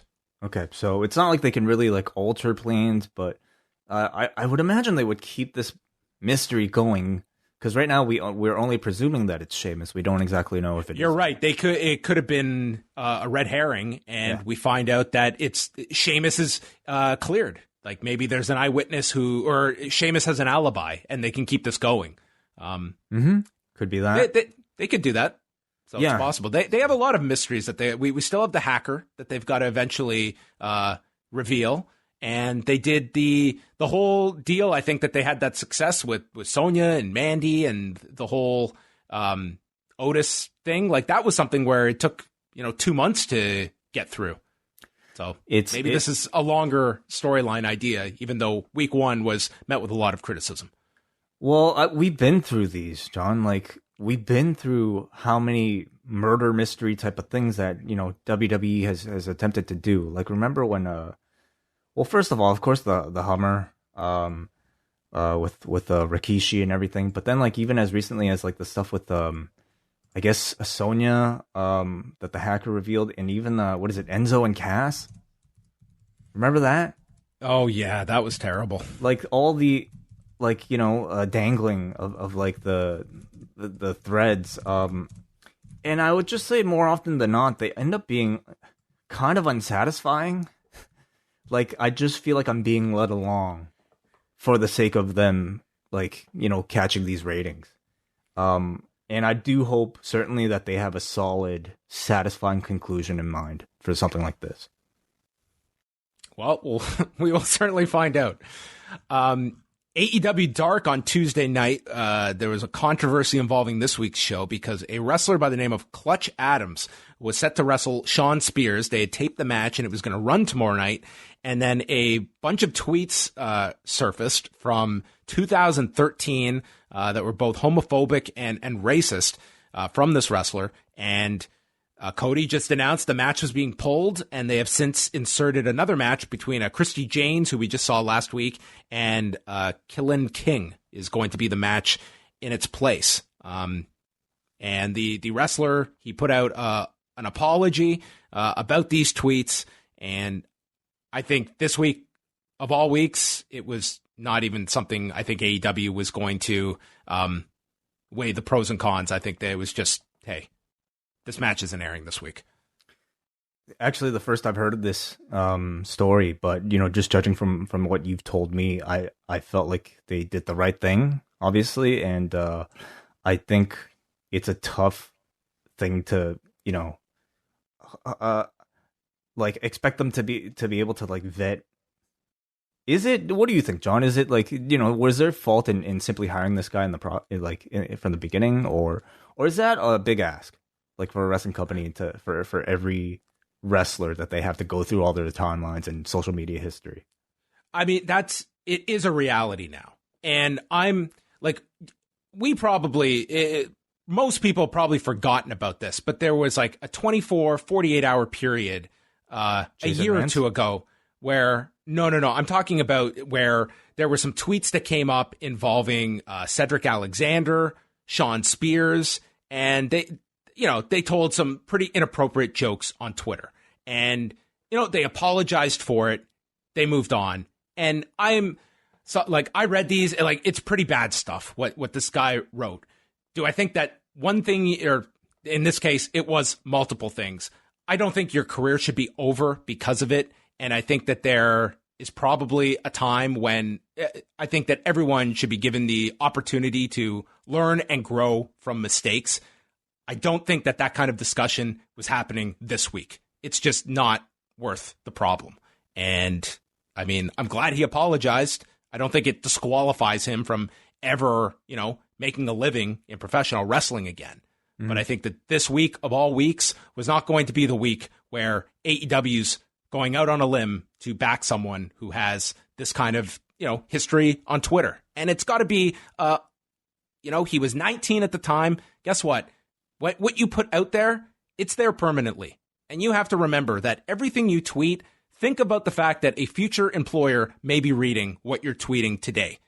Don't think about today who's reading it. Think about 10 years from now, how that's going to age and how that's going to present to you. If you are an adult that's on Twitter, then that's the risk you're taking. And that's, you throw that stuff out there, there does come a backlash with it. And if you're going to shoot a rap video for a school project, you might expect it to come up 15 years from the time that you shoot it. Hey, I mean, I did this video project and it's out there, and it's I gotta live with myself being in a rap video in 2006. Thanks to Wai Ting. I've got a rap song with Braden, so we both been there. Final story here, and then we'll get to Raw. Game Changer Wrestling is going to be running a show with fans. It's going to be at an outdoor park, White River State Park in Indianapolis, Indiana, on Saturday, June the 20th. they are going to be providing free face masks for everyone. They did mention it's an outdoor venue where fans can bring their own chairs and set up wherever they want. Ringside seating is being reduced by 50%. And if you purchase tickets in a small group, you'll be able to sit together, but they are going to be spacing out the people ringside. And there's also going to be various hand sanitizer stations. What do you think about this idea? Obviously, game changer. They have, gotten hit big over the last couple of months. They were set to run their biggest show ever. Are you leery about this? And I mean, yeah. I am. I can't help but be. I go to the grocery store and I get leery, but it's really tough to watch the news right now, and that's in the back of everyone's mind, maybe in the front of everybody's mind, that you understand that this is being done for a cause, but at the same time, you're concerned for these people. Absolutely. I would say in our own city, despite numbers continuing to be where they are, they're still talking about reopening. I mean, the rest of the world is talking about it. By the time this show comes around, I expect opinions to actually be very different. And I'm actually incredibly curious to see how they put the show together and how many people decide to make the trip. I think plenty will, especially if I think they can be assured. I think the outdoor venues is a smart idea. I know Dave Prazak has talked about this, that indie promoters, you should be looking at outdoor venues because it's a lot. To me, that's a better step, like dipping your toe into the water rather than confining people to some armory, which I don't even know how many places would be willing to take on that kind of risk at the moment. So I do think doing it outdoors is the more prudent decision. So, I mean, parks are opening up in our city, John, and you see the amount of people that are out there. I mean, this is simply that with a wrestling ring in the middle. And if people, as they go through these weeks and they have these experiences of whether it be sitting in a park with a bunch of other people, distance, hopefully, but, nonetheless sitting with people in a park, or sitting on a patio, if those open up, I think people will get more comfortable with the idea of going to a wrestling show, as long as I think they can be assured that they maintain or are given the opportunity to maintain that same level of security. Okay, a lot of news. It's up at postwrestling.com. You can check out more of what is happening, but we will go into Raw. Again, this was taped last week on Tuesday. This was done at the Performance Center. And we started off with Seth Rollins, the Messiah, coming out with Murphy and Austin Theory as the trainees chanted, "You suck." Theory and Murphy then pulled up apparently the only two chairs that existed in the Performance Center over these days of tapings, and they got to sit for this promo. So we know that the extras, I guess we'll call them, were able... the N extras. N extras. Oh my God, you have coined a term. The N extras were... That's a really good term. Well, this was the second day, correct? So this was the next day. Because SmackDown would have been when they would have been. Yeah, anyway, so we had a lot of the same people, but I would say some new faces. Did you see any new faces this time around? I mean, I noticed Jessamine was there again. I wasn't paying as much. Aaliyah was certainly there again. Marina Shafir was there. I don't know if Robert Stone was there or not, because I could barely recognize that dude. Clearly, they have given them the directive to not look gimmicky at all. Which is weird, because you put the photo up and it's you can see him, but it's he's the furthest thing from Robert Stone. No, and it's not like you can't recognize him. He's his real life persona, I guess. I guess the real life personality is a big Edge fan, because the guy was sitting there wearing a big just looking like the most generic wrestling fan, wearing an Edge shirt and a baseball cap with the most blank expression on his face. Completely different from what the character is. And I mean, that seems to be the direction. Chelsea Green's out there, completely different from the character. Shotzi, no makeup, probably wearing a wrestler's t-shirt, and just they are being told to not look anything like your characters. Yeah, when they do this again, these people have to be given chairs. That's ridiculous. It's insane that they have to stand for these things. It won't make a difference. Makes no difference at all. Let these people sit. It's insane. Probably gives them more energy. It's not even one of those things. It's like, oh, you know what? We'll learn from this next. Who doesn't think of that immediately? That they've been standing for 2 days. And how about giving them some popcorn? Give them some some drinks. Let them give them some beer. Let them enjoy themselves. These guys feel like soldiers right now. So we have Rollins does another promo saying Ray's too humble, so he's here to say what a legend Ray's been, and it's his job to state how he made himself a sacrifice for the greater good. He made a video package for Ray with all his accomplishments, ending with the eye attack, and Rollins calls him a future Hall of Famer, and he's going to induct him. This prompts Aleister Black to run out, who he said is Rey Mysterio is his, what do you call him, his mentor? Yeah, I don't know. Aleister Black and Rey Mysterio now have this odd affiliation now that I was not aware of, but they are now kindred spirits, and Aleister Black is fighting on his behalf. I'm trying to think what the connection might have been in their past. Like maybe Rey Mysterio on those trips to Amsterdam might have just visited this guy. You know what I wanted in this? I wanted Aleister to run out, stares at Seth face to face, and then he gets the mic. They each get the microphone. Seth goes, Aleister, and Aleister goes, Tyler. Oh, okay. Oh, got it. Yeah, black on black. There you go. They're reunited. They're brothers. Yes. One became the Messiah, the other became the devil, but it's not the roles you assume. Interesting. So they had a match. They had a long match. We are far from 2 weeks ago where we got no commercial breaks. This one got 2 alone. Murphy and Theory are walking over to attack Aleister when he's dumped on the floor when Humberto Carrillo comes out. So everyone's got backup on the babyface side. We come back. Rollins hit a super kick, Falcon Arrow combo, but then the frog splash lands on Black's knees. Black then kicks Rollins into the post and moonsaults to the floor. Go through our second break. Black avoids the stomp and from there goes for an armbar. Rollins stomps free from that, and we see a springboard where Black lands his beautiful looking knee as Rollins comes down. He lifts up Rollins, but Murphy and Theory get pulled off the apron by Carrillo. Black kicks out of a roll-up, Magistral Cradle, and pins Seth Rollins 21 minutes and 6 seconds. I thought a really good match. Very athletic, very fast, very technically precise. I thought even though there were kind of shenanigans in the finish, I mean, you wouldn't... Of course they have to protect everybody. Nobody can take a proper loss in this entire show. It would kill them, dude. They can't lose. The world would collapse as we know it, and it would just end the wrestling business as a whole. I think if any major star in the WWE lost a match properly on television. I mean, they wouldn't have their TV deal next week, so they couldn't do that, and he would be forever handicapped. I mean, it would be career ending. So you have to do this. So, even though there were some shenanigans for the finish, this I still consider to be a really big win for Aleister Black, and tells you exactly how much Heyman and WWE think of him for him to beat Tyler Black.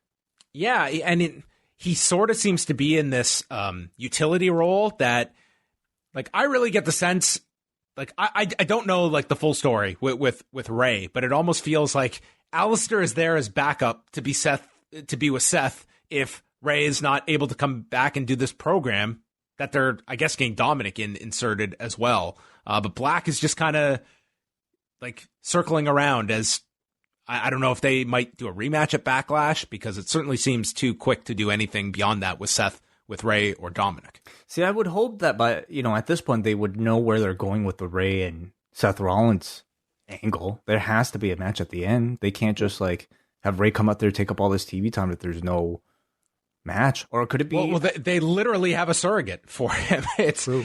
I mean, the way that segment went, it was Ray's I could be cleared in 2 weeks. I could never be cleared ever again. It does sound very ambiguous what and naturally, I think you do want to, continue that. I don't think you want to just give away, Ray, let this angle build for a while. But I think it very much seems kind of up in the air. We're moving a little bit ahead, but there were certainly like great hints towards Dominic getting revenge for his father. Would they continue with this Dominic thing even if Ray wasn't signed? I feel they would have, but I feel that Ray is not going to make that choice to leave if Dominic. I think it's very smart on WWE's behalf to start going with the Dominic angle, presuming that they don't have a commitment from Ray, because I think that seals the deal of Ray sticking around to help his son.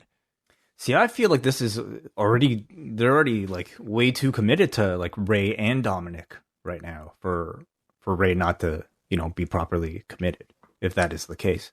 All right. We'll get to that segment. But this, we went to the back. Charlie was with Angel Garza and Zelina Vega, who... Charlie's Angel.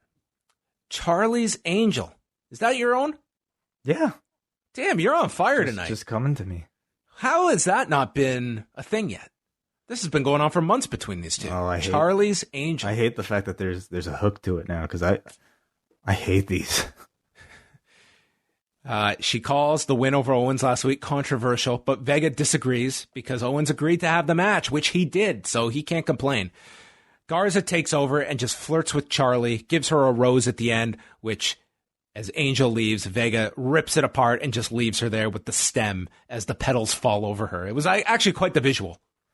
The reason why I've really started to turn on these is just because after last week, perhaps, I think Angel Garza is just coming across creepy as hell.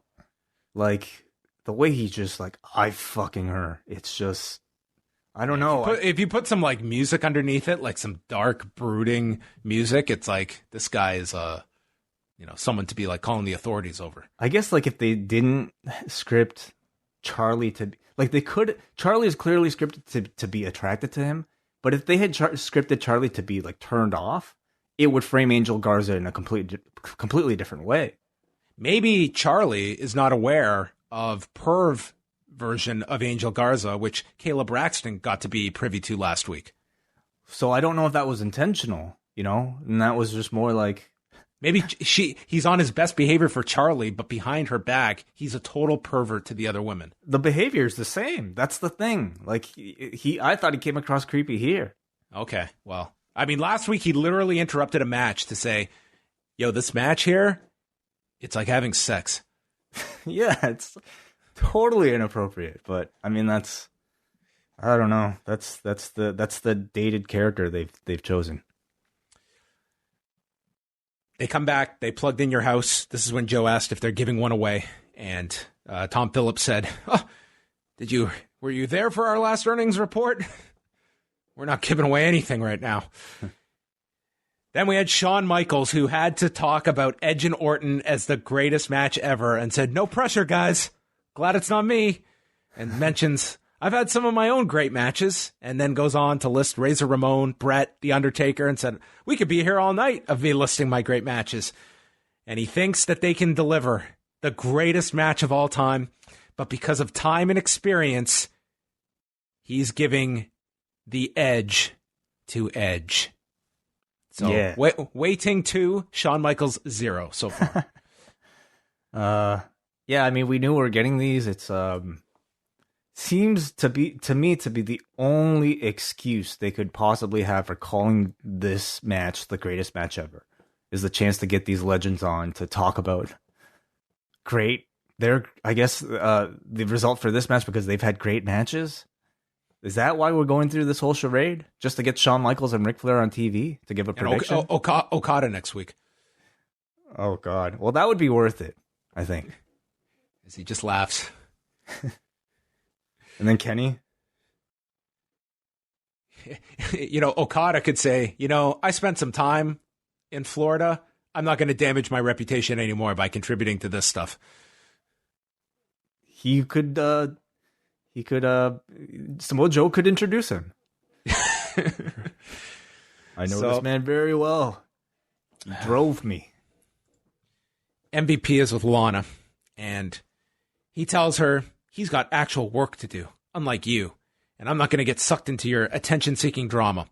Lana calls him a leech who is just trying to revive his washed-up career because of through Lashley. And MVP says that is not true. But if it was, wouldn't that make two of us?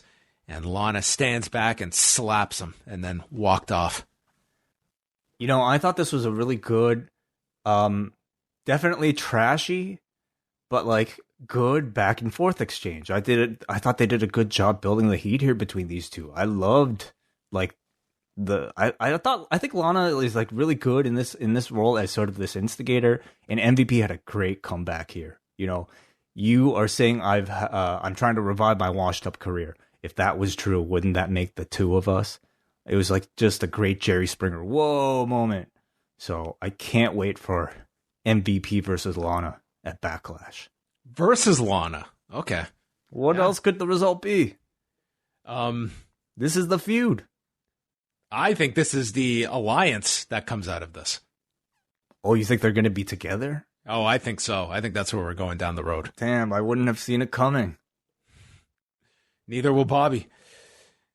Kayla brings out Apollo Cruz, the new United States champion, and he gets to defend the title against an opponent of his choosing tonight, and he has selected Kevin Owens.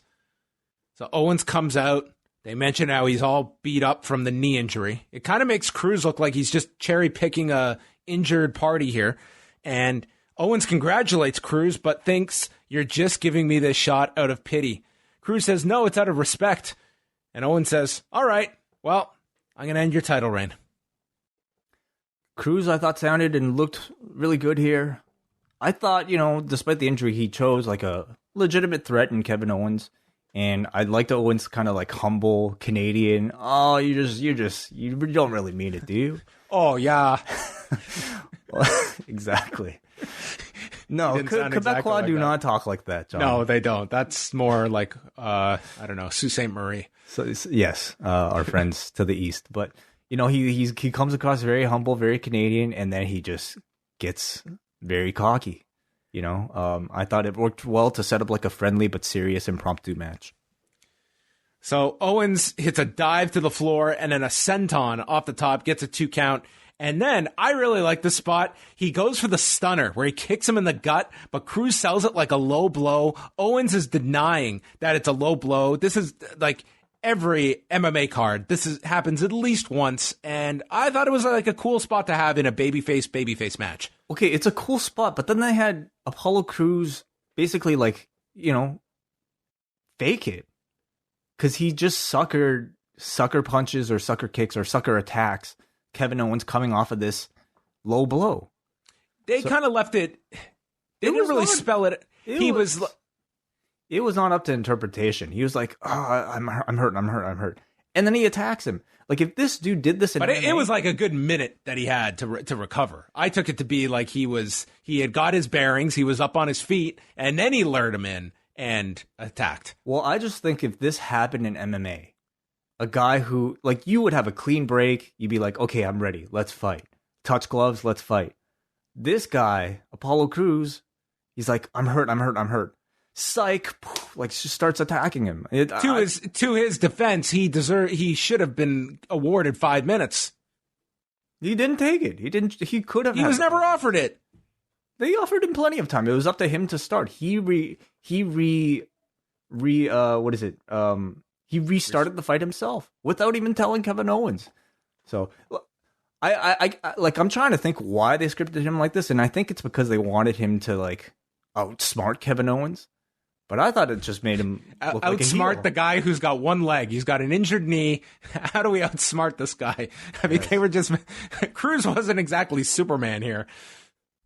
Yeah. There's a super kick from Owens, and then a moonsault off the second rope for a 2 count. Pop-up powerbomb gets avoided. They've also given Cruz the Olympic Slam, which is also being identified as the Olympic Slam. So wait till the IOC finds out. They're, I guess, preoccupied now.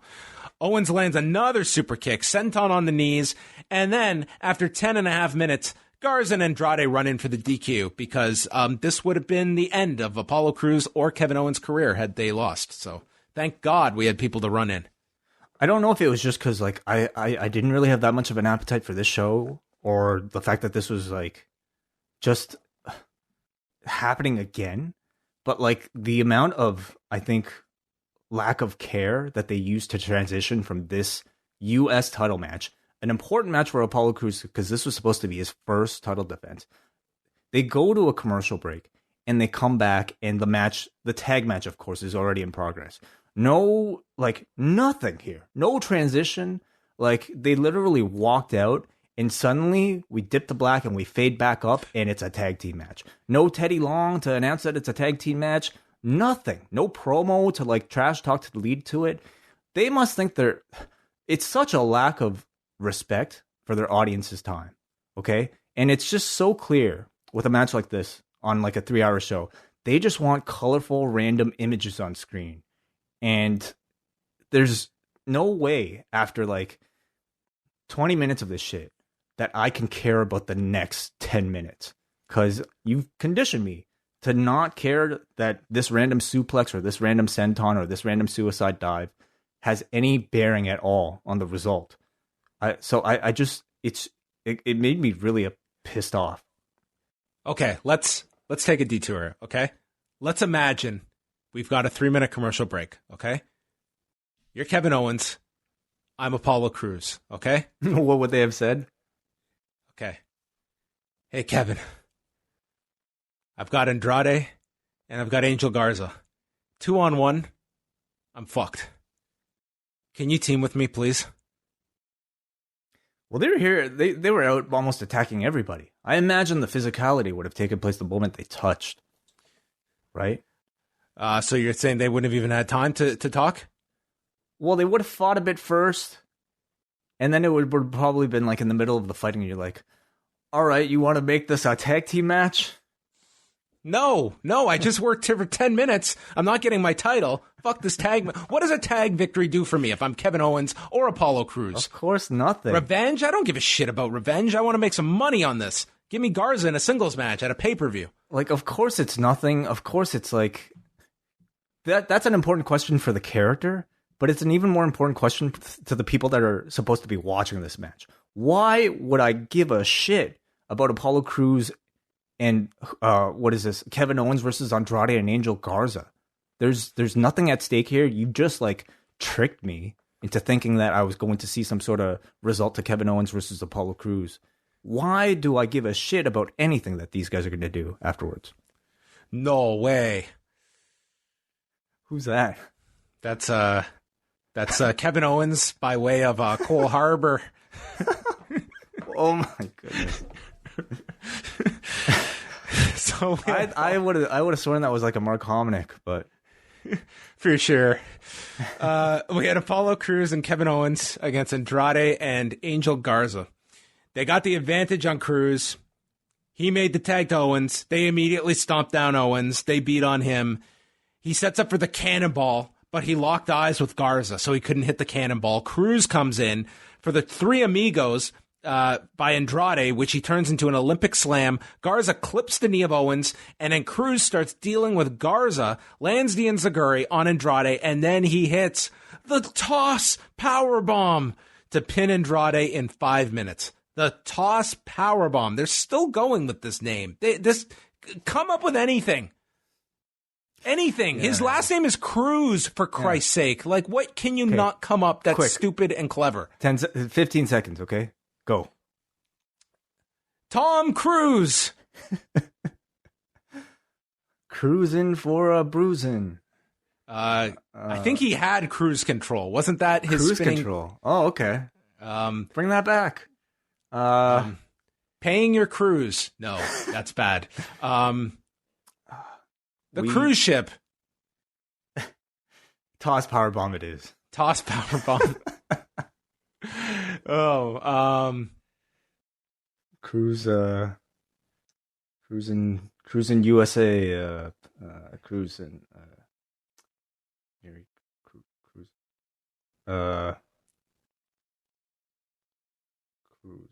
Blues Cruise. Yeah. There's so many things that rhyme with it too. I mean, you can news. How about blues? How about like Apollo? Like Apollo 13. How about Apollo 440? The one-hit wonder out of the year 2000 from Gone in 60 Seconds. Oh, okay. I thought that was Finn Balor's tag team or something. What was Finn Balor's tag team? That was Apollo 55. Okay. Well, yeah. I think they. Sorry, we criticized you. Whoever came up with the toss power bomb. So it ends with the toss power bomb in 5 minutes, and that's it. This match was just noise. Like, who cares who wins or loses? Do you think that they're actually building to like a? What are they building to after this? Well, where did this put them in the tag rankings when they updated them? Yeah, probably getting a title shot. Quick, who are the tag champions? Why? The Viking. Is it either the Viking Raiders or the Street Profits? I seriously did not know until you said the Street Profits, and I remembered it was them. Okay. I was asking myself as much as I was asking you. So they're off. That's the key. Going and doing bowling. That's how you get a title shot. And these guys, they're wasting their time wrestling. I'm just thinking about what tag teams I've even seen on Raw lately, and those are really the only two. So I think Cruz and Owens are probably going to get a title shot soon. Braxton is with Asuka, and she's going to take the bully at Backlash, referring to Nia Jax. Asuka is always better, while Charlotte stays the same, and the Empress never bows down to anyone. And then she danced her way out of the shot. Now we go to Bolorama with the Street Profits and the Viking Raiders. I can run down all of the lines throughout this. Can I just say that the machine that they've got that brings your ball back? Yeah. The manufacturer is Brunswick. And I swear to God, I have never gone to a bowling alley where it's not that brand. Like, they must have just the entire bowling market cornered when it comes to manufacturing these things. Like, there probably isn't even a competitor in the field that exists. They must just have exclusivity. We're the only people that design these machines that bring your ball back from the end of the lane to you at your station. They are the Kleenex of bowling ball retrieval. So that's what I took from this. So this was not Brunswick? This was Brunswick, I'm saying. Okay. I was just man, this is like the brand that I'm associate anytime I go bowling here in Canada, and wherever this was filmed in Florida, this must be the case everywhere. You know, if there's a bowling alley locally in your area and they don't use a Brunswick, please let us know. This is important. So, the Street Profits are awful at bowling. The Viking Raiders are good at bowling, and their goal is to tie up the series. The series, mind you, that they threw the first basketball game in. Now they're trying to fight from behind after giving away the first one. None of this makes sense, dude. It's just pretty pictures. There was a tattoo of a bowling ball on Ivar's belly. Yeah, so what was that? Can we break that down? He's like, have you tried using this? Because, one of the prophets is, doing terrible. So then Ivar says, well, have you tried using this ball? So he lifts up his shirt. There's a drawing of a bowling ball on his stomach. And that was the joke.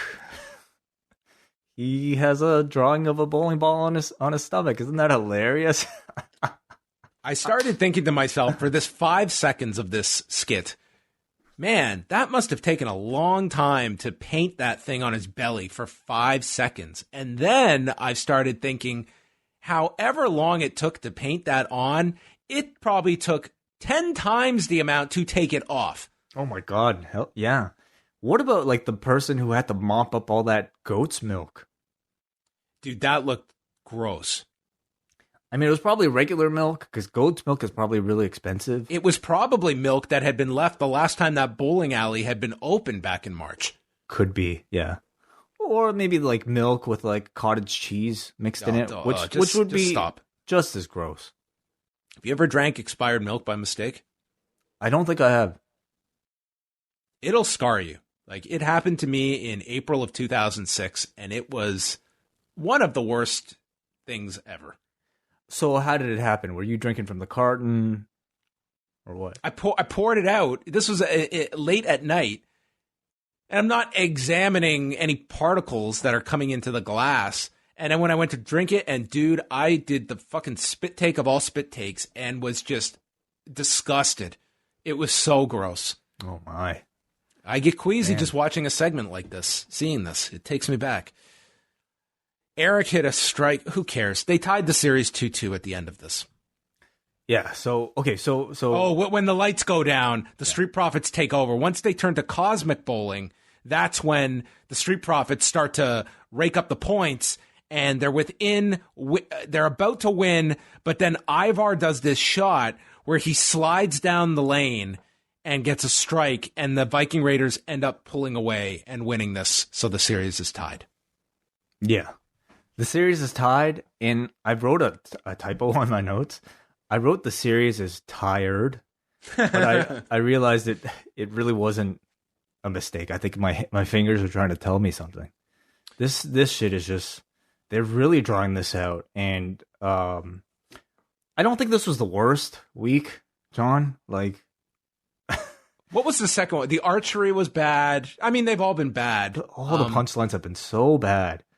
Yeah, this would have been on the higher end of them. I think this was probably better than the three that preceded it, because they were.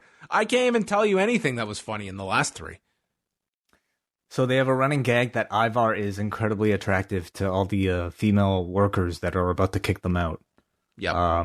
So there's that, and compared to the last match, the tag match, this at least had a conclusion. It had some lasting ramifications for the future, like they're building here.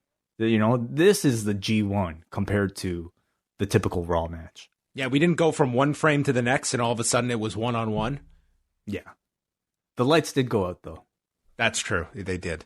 And they got a stipulation added to this. Nikki Cross and Billy Kay had a 5-minute match. Billy's running boot is now called Shades of K. That's excellent. All right, compared to the toss power bomb, yeah. Shades of K. Shades of K. Amazing. Not bad. Poetry. She has this tantrum on her latest 2 count, and then Cross fights back with forearms, a clothesline, hits the Bulldog, but misses the high Nikki Cross, and then Billy lifts up Cross for like this Dominator that it's like a sit-out Dominator, and wins the match in 5:09. Okay, was this not the BK bomb? Made famous by Billy Kidman? Yeah. This was kind of BK. I didn't even attach the two. Yeah, this really was the BK bomb from Billy Kidman to Billy Kay. BK hands it down to BK. That's wonderful. What this has been your finest contributions in terms of just pure wit and being able to decipher their wit as well. Sometimes I think there's real craftsmanship in this program. Why wasn't this called the BK bomb? Like, it was all laid out. This had to have been done on purpose. Like, that's an easy one. Phillips called it like a sit-out urinagi. I was like, just think about that. A sit-out urinagi. Like, the fuck? Anyway. I sometimes I really do wonder how much they really communicate with the announcers about the names of these moves.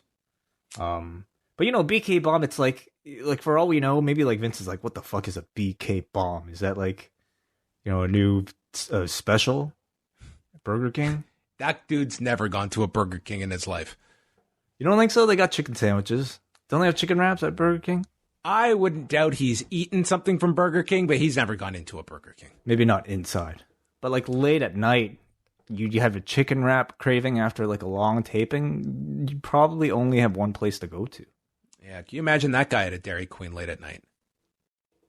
Oh my God. With Jericho and Lance in the back filming. Yes. Was that who filmed the Cornette one? They were in the back seat. Yeah, it was some other guys that I think were doing some kind of shoot interview or something like that. But Jericho and Lance are in the car.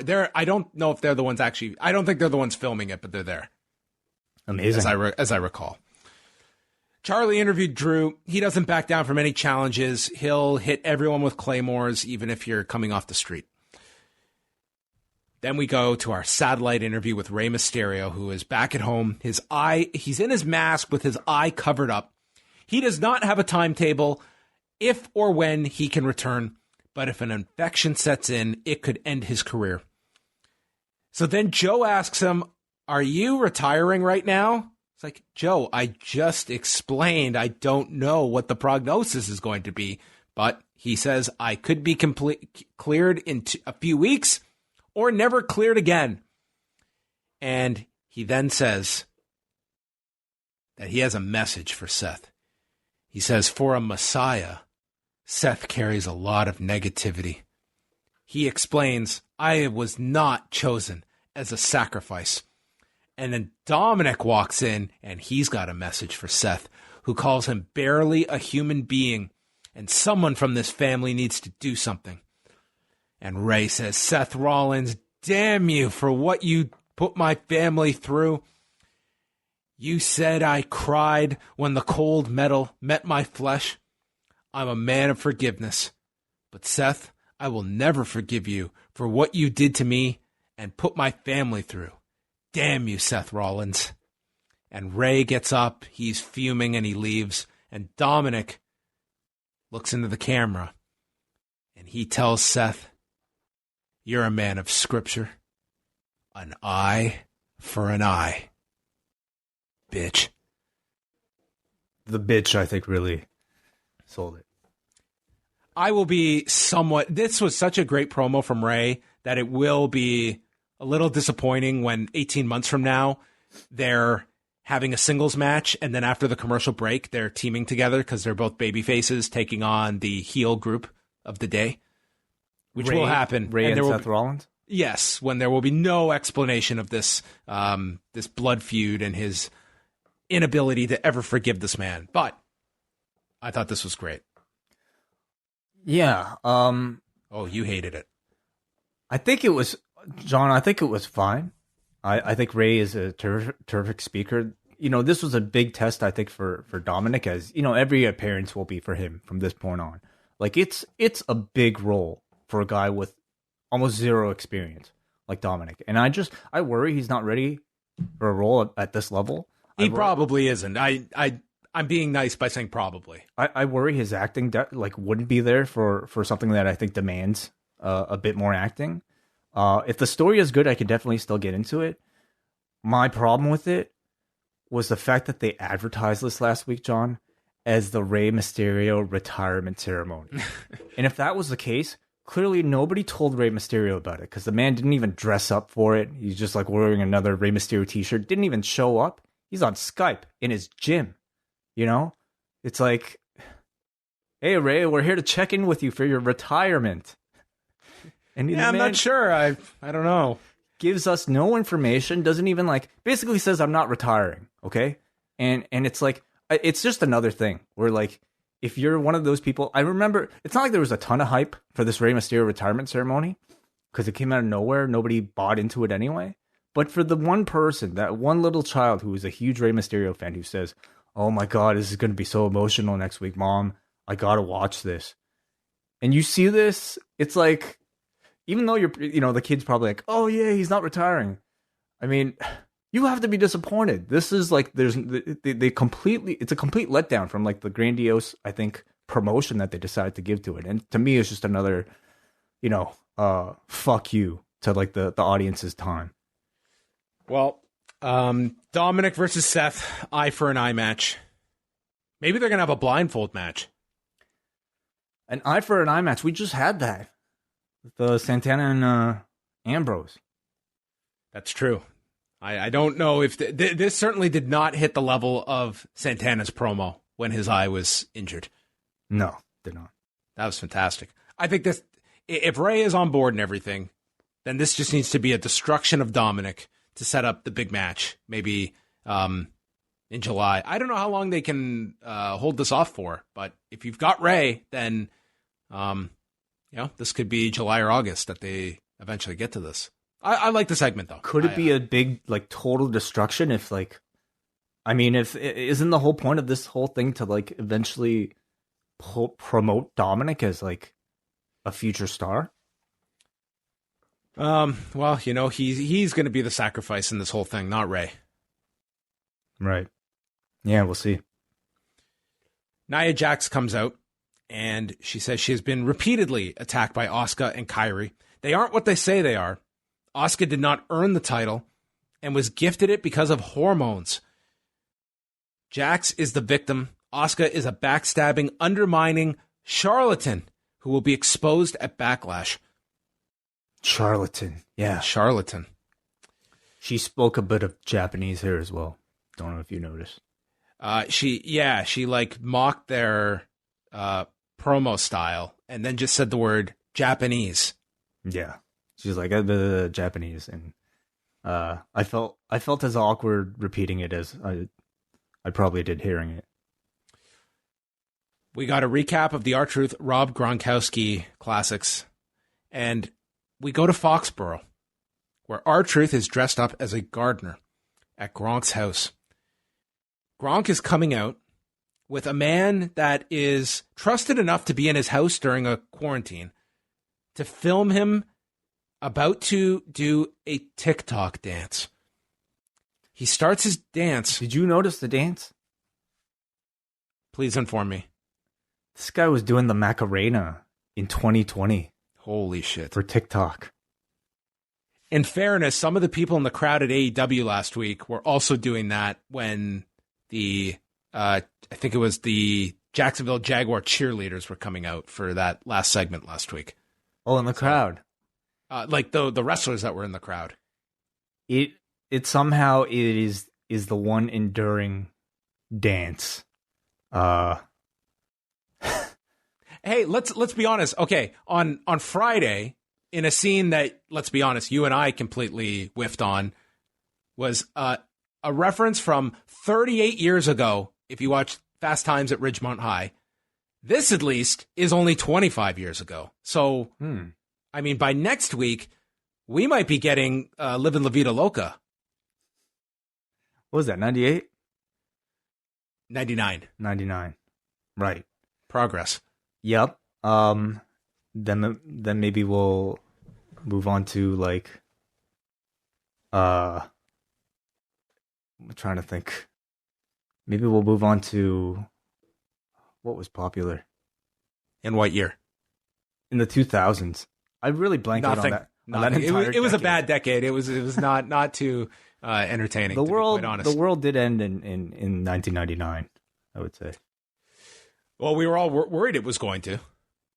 I don't remember anything between that. So, yeah. So the guy filming him secretly has a ref shirt on as R-Truth, the gardener, rolls him up from behind to win the title. The ref informs Gronk, "You've got a new career. You're with the Bucks now."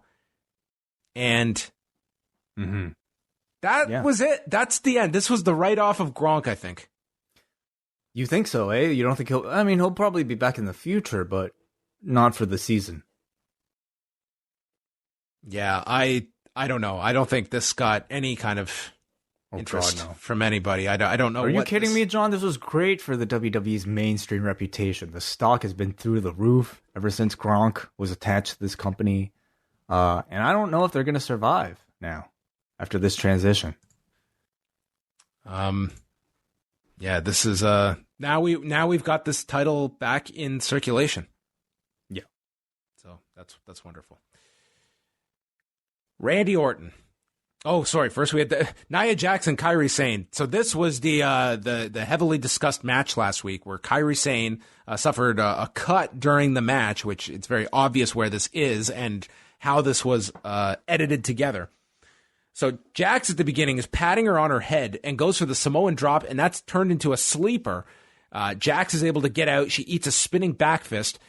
Sane then hits a spinning DDT, and as she slides to the floor, Jax grabs her and then throws her into the steps, and this is where the cut occurs. So what did you think about this? Because the way it had been described was that this was an issue where there was nobody that held Nia Jax at fault here, that it was just just an accident, and it was, Nia was not really in control of the throw. In watching this, I thought they were much closer to the steps than I envisioned that they would have been. And I think that was kind of part of the issue, is that they were just so close. And probably, I would say, if you didn't have the Nia Jax track record, I think people would not be looking at this too deeply. But it's kind of hard to see like what kind of force Kyrie drove herself into the steps. It was obviously, it's an accident, but I would say it's not as clear, like watching it, what exactly caused this, other than like they were a lot closer than the steps than I had, when I heard this, envisioned. I don't think any of us watching can really tell. I think it's one of those things, unless you're like a really trained, professional wrestler, maybe other people can really give it some insight that we're not aware of. But like, to my eyes, I couldn't tell. And, there's certainly not enough evidence for me just as a viewer to be able to judge. So whatever, like, I guess you believe them, right? Mm-hmm. I mean, it's one of those things too, where I'm sure she imagined that, her hand would block it, and, her head hit, and she put a photo up. It was a really nasty cut she received last week. So immediately they're tending to her, and then like you just see the edit, they roll her in, leg drop, and Nia wins. So there was really nothing after the steps. I thought they did a really good job with the edit and the cleanup. I mean, I don't know how much blood was there. You couldn't even tell that there was blood. Not a drop on the floor. And I guess they sealed Kyrie up and had her like cover her cut with like her hair. Immediately went to a leg drop, and they got through the match. So hopefully she's okay, and that she was in okay condition to at least finish the match without any like, further damage. But I think if you didn't know the story, you wouldn't have noticed. Yeah, I think you would have seen, like, she does react like that she is hurt, but I think you have to somewhat be watching for it to notice it. Mm-hmm. Asuka came out afterwards, and that's how it ended, with Nia leaving. They recapped Edge's promo from last week, so now it's the Randy Orton rebuttal. This was quite the Orton promo. He says that at home he wakes up, makes some coffee, and then he flips on the WWE Network, and he catches up on his favorite shows: Last Ride, Chronicle, 360, even Ride Along. He said this with so much sarcasm, it was just like coming through your screen and smacking you in the face. I thought it was great. You believe Randy Orton is watching all those shows? You think he's watching The Bump? Apparently so. Wakes up and gets his coffee. What a life. He says how every WWE star, this was his transition, that everyone in these shows call Ric Flair the greatest of all time. Like, the most awkward transition to get to his point. And he agrees. But last week, Flair said that Orton is the best to ever lace up a pair of boots. And Edge said the same thing, but said that Orton didn't have the passion, was handed everything, and was comfortable. Edge, you're right. For 20 years, I've phoned it in, I've half-assed it, and I've still accomplished more than anyone. Edge has had to scratch and claw his way up, pretend to be his heroes just to get here. All I had to pretend to be was myself. And I laced up my boots and would prove I'm the best, just like I'm going to do at Backlash. I set the bait, you bit, and your storybook ending is going to be rewritten by the letters RKO. I thought a really good promo from Orton. Like, good storytelling, Look how good I am. I don't even try. Yeah, like, he took us for a ride here, okay? He brought us on a ride along here. He's been watching the WWE Network. And that somehow leads to the talk about Flair being the greatest, and that leads to talk of Flair saying he's the greatest. He addressed Edge's promo from last week, a masterful rebuttal. Yes, wrestling was my backup plan, and I'm twice as good as my backup plan as you are at your first choice. So I thought that was a badass comeback. These promos certainly, I don't know if they have the same magic to them the second time around as they did during the first program. And of course, we don't have a crowd right now. You've kind of lost the novelty. You don't have the grandeur of a WrestleMania build. But I do think like the last 2 weeks of promos between these two have been really strong and captivating. Listen, I think that the promos have been very good. I think the only thing, it's like they've got just the most ridiculous tagline, and that's going to be everyone's, it's really unfair to them because that's going to be all the discussion coming out of this match. But I think, you can't really criticize the build up to this. And I'm sure next week they'll have something great on the go home show. I mean, it's been a very simple build of just promos, and then you get the match at the pay-per-view, and I don't really have much to complain about it. Who are the legends that you think we'll get? Did they have Austin yet? Oh God, I feel that would be an awkward one. Yeah, Austin, Hogan. They had Hogan. They had Flair. Didn't they have Hogan? Did they? Oh, maybe I'm mistaken. They used Hogan for something else. Something for the lead up for Mania. Okay. Right. With the Fiend, remember? They did that segment with the Fiend? Yeah, I think so. Yeah. So then, like, if you're talking greatest match ever, like, you got to have other people who are considered the greatest. So that would be what they do. Would they have Brett talk about a Seth Rollins match? I think he would absolutely. Brett would be the one to refuse this. I think Austin would be uncomfortable, but I think if push came to shove, he'd do it. Brett would say, fuck off. That would be the best, like, of all the people, given his tagline, he would be the one to give it, like, the most credibility as well.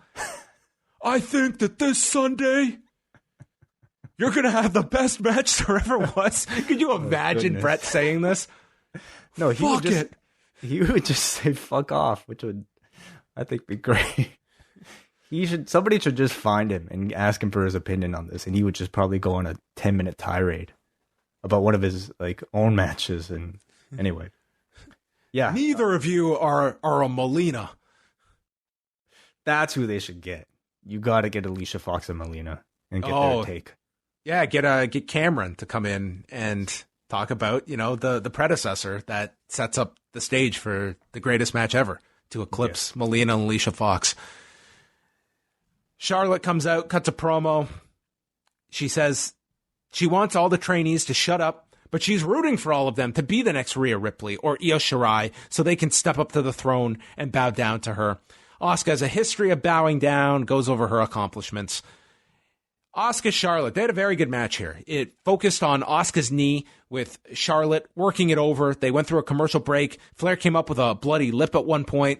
She hit a release German. Asuka comes back with the release German and a shining wizard, as Samoa Joe notes, a flying knee a day keeps the coherency away. Would that be a t-shirt you would wear? Dude, I'd be wearing one that read Samoa Poet. Samoa Poet. Okay. Yes. This is Wai's hitting the home runs tonight. I'm giving whiplash to the catcher behind me.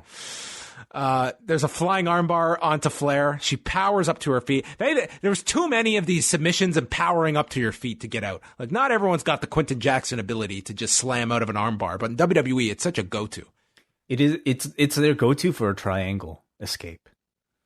Joe has like great, like the technical stuff. Like he's getting it right down to like the thumb in the air and stuff like that. Like he's very good. The problem is that I know these matches are never structured that these submissions are like, if you're ever put in a fucking straight armbar, you're not grimacing in pain. You're tapping instantly. And it's like Joe calls it like that.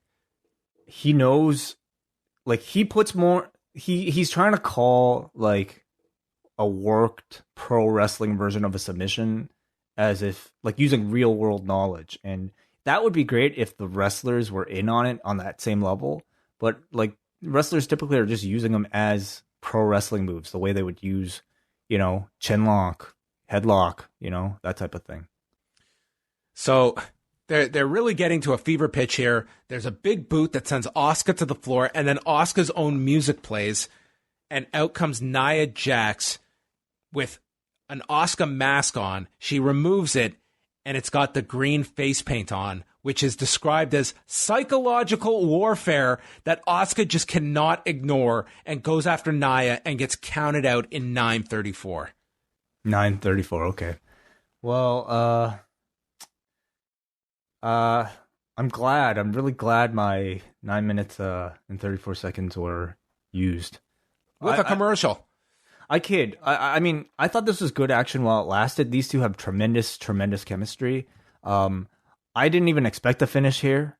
between two champions. So I didn't even get that. How many matches have we said that about tonight? Oh, God. We had the no contest between Apollo and Kevin Owens. We had the count out here. We had, what else did we have? How did Cruz and Owens end with Andrade and Angel Garza? That was a clean finish. The tag match was, yeah. But, like, who cares about the tag match?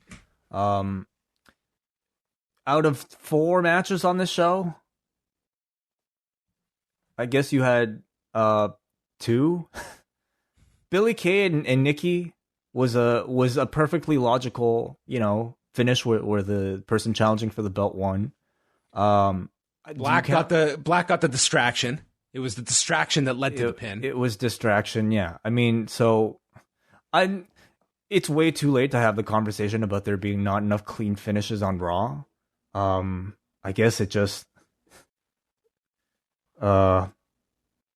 it just tells you maybe how much I've given up on expecting proper finishes.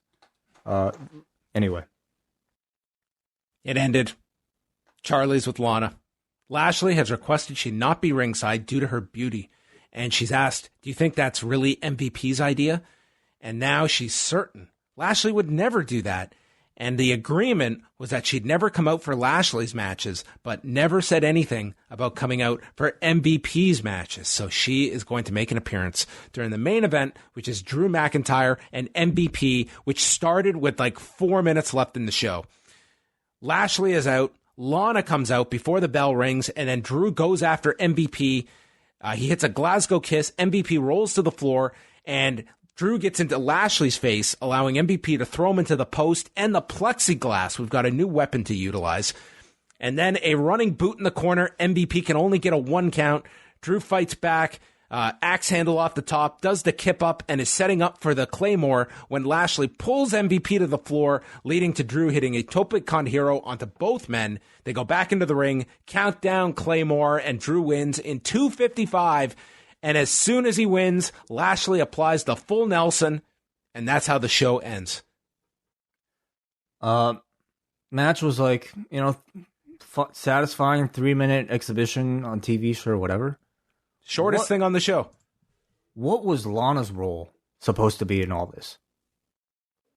Why did they make such a big deal about her deciding to come out during MVP's match? They had her enter, and then the match takes place. She plays zero role in the outcome at all. She's not even shown on TV, and the show goes off air. So what was she here to do? Mind games. She didn't distract Lashley. Psychological warfare. Yeah. I have no idea, but this show was like sloppy as hell, and it was lazy. In a lot of the finishes and a lot of the non-finishes and the lack of creativity, even when you're going to do a non-finish, a lack of creativity when you're going to do a distraction finish, just laziness. And just like why the whole thing with Lana at the end, I have no clue what that was about. I've come to not expect as much like with these tape shows when there's second, like this was the 3rd show in a series of 4 or 6 or whatever that these guys have had to do. So I guess I've learned to expect less, but this was just like a bad show that was a waste of my time for the most part. Good Randy Orton promo though, I thought. After 3 hours. Good Randy Orton promo. So that was Raw. Yeah, it was to me a show that I didn't really have my mind on this show tonight, but yeah, it was a good Randy Orton promo. It sucked. Did you happen to see this tweet that Jackson Riker sent out tonight of all nights? No. 7:52 p.m. He wrote, "Thankful for @POTUS we have, President of the United States Twitter handle. God bless America. Built of freedom, forgotten no more." I haven't skimmed through all the responses, but from Mustafa Ali, "I'm thankful you posted this because I'm now aware of what you stand for. When black brothers and sisters are crying, you praise someone that refuses to acknowledge their hurt." Listen, I think everybody should have the right to say what's on their mind. And certainly I believe there are people who feel the same way as Jackson Riker that aren't saying it. But certainly you're allowed to say whatever you want, but you also so is everyone else to respond to that. And tonight, of all nights, boy, you have opened the door. It's for all the criticism you get. Yeah, it's we've said as much as we said. Let me read. Have you read Joey Janela's response? I'm seeing it right now. At Janela Baby, someone is going to take a nice shit in your gear bag. Yeah, we have a lot of people here. Anyway, it's just going to, I mean, this shit creates a whole lot of divide, but I mean, it also tells you where people stand, and it's up to us to, respond. How fast until he gets, hey, I was just working, bro? I don't think you're going to get that. I mean, do you know the company that this man works for? And do you know the amount of people that are probably privately DMing him saying, yeah, bro, way to step up? I don't think he'll get punished at all. Probably get a push. All right, let's go on over to the feedback. We start off with our poll tonight. The show gets a 4.8 from the forum. Paul from New Jersey. Getting HBK, who's widely considered by many to be the greatest in-ring performer of all time, to endorse the Edge Orton debacle is laughable. Apollo Crews was solid, but I was just waiting for the inevitable interference followed by the Teddy Long tag match. I am glad, however, Apollo got the pinfall. I won't lie, I enjoyed the interaction between Garza, Vega, and Caruso this week. The show was feeling really long when it happened, and Billy Kay defeats Nikki Cross clean in a match that was given time. I'm happy. I will contain myself and simply say I think this has been a nice little feud. Nikki acting overzealous, which costed her in the end, was a nice touch. The show reached its zenith at that point, so I'm going to go read a book. Let DJ and the Cowboy close this one out. We got Andrew from Cape Breton who says, admittedly, I was distracted while watching Raw. There's so much outrage I have with everything going on, which was compounded by tweeting about Raw and reading Jackson Riker of the Forgotten Sons praising Donald Trump after he tear-gassed a bunch of people for a photo op with the upside-down Bible. I went from thinking he had main event potential in TNA to wanting to never see him on TV ever again. I want to make funny one-liners about Nia Jax's sloppiness or Dominic's bad promo or how the greatest match ever is likely going to end with a low blow in 20 seconds, but the world in general kind of sucks right now. I just want to say that I hope everyone is safe and I hope things get better. It will be good to hear from Nate and Andrew when this comes out. Yes. Nick from Lansing, it was a fine show. Charlotte and Asuka were expectedly good, and Owens Apollo had a fun match till the how do we get out of pinning these guys finish. So the two matches that were good both had no finishes. I mean, that's what qualifies. I'm not even blaming Nick because they were good matches. It's like the Raw fan has conditioned themselves to not expect good finishes and that's considered good. I did think Rollins and Black had I did enjoy that match tonight as well. Sure, yes. Yes, that was very good, yes. All right, over to you. We got a Jordan from Kitchener who says, it's hard to form a thought on tonight's Raw. The matches we received were excellent in ring-wise, but were kind of overshadowed by run-ins. Tonight's edition was just there. It did enough to progress storylines, but that's about it. It is like what WCW aspired to be in the year 2000 for an edition of Nitro. No, it was... I don't know. Yeah, okay. So he's saying it's better than WCW 2000, and... Sure. I mean, this is not, to me, it's not nonsensical like some of those episodes in 2000, many of those episodes. I would just classify tonight's edition as lazy, whereas the 2000 Nitros were not lazy at all. They were, if anything, way too overthought. Like that is one thing I will not, like, things didn't make sense. There were absolutely giant holes of logic, but just by the sheer amount of hours spent on pre-tapes, lazy is not a term you can associate to 2000 WCW. No. Alexander from Portland, with Edge and Orton being heralded as the greatest wrestling match ever, do you think WWE will tone down the quality of the other matches on the Backlash card in an attempt to ensure none outshine it? That's hilarious.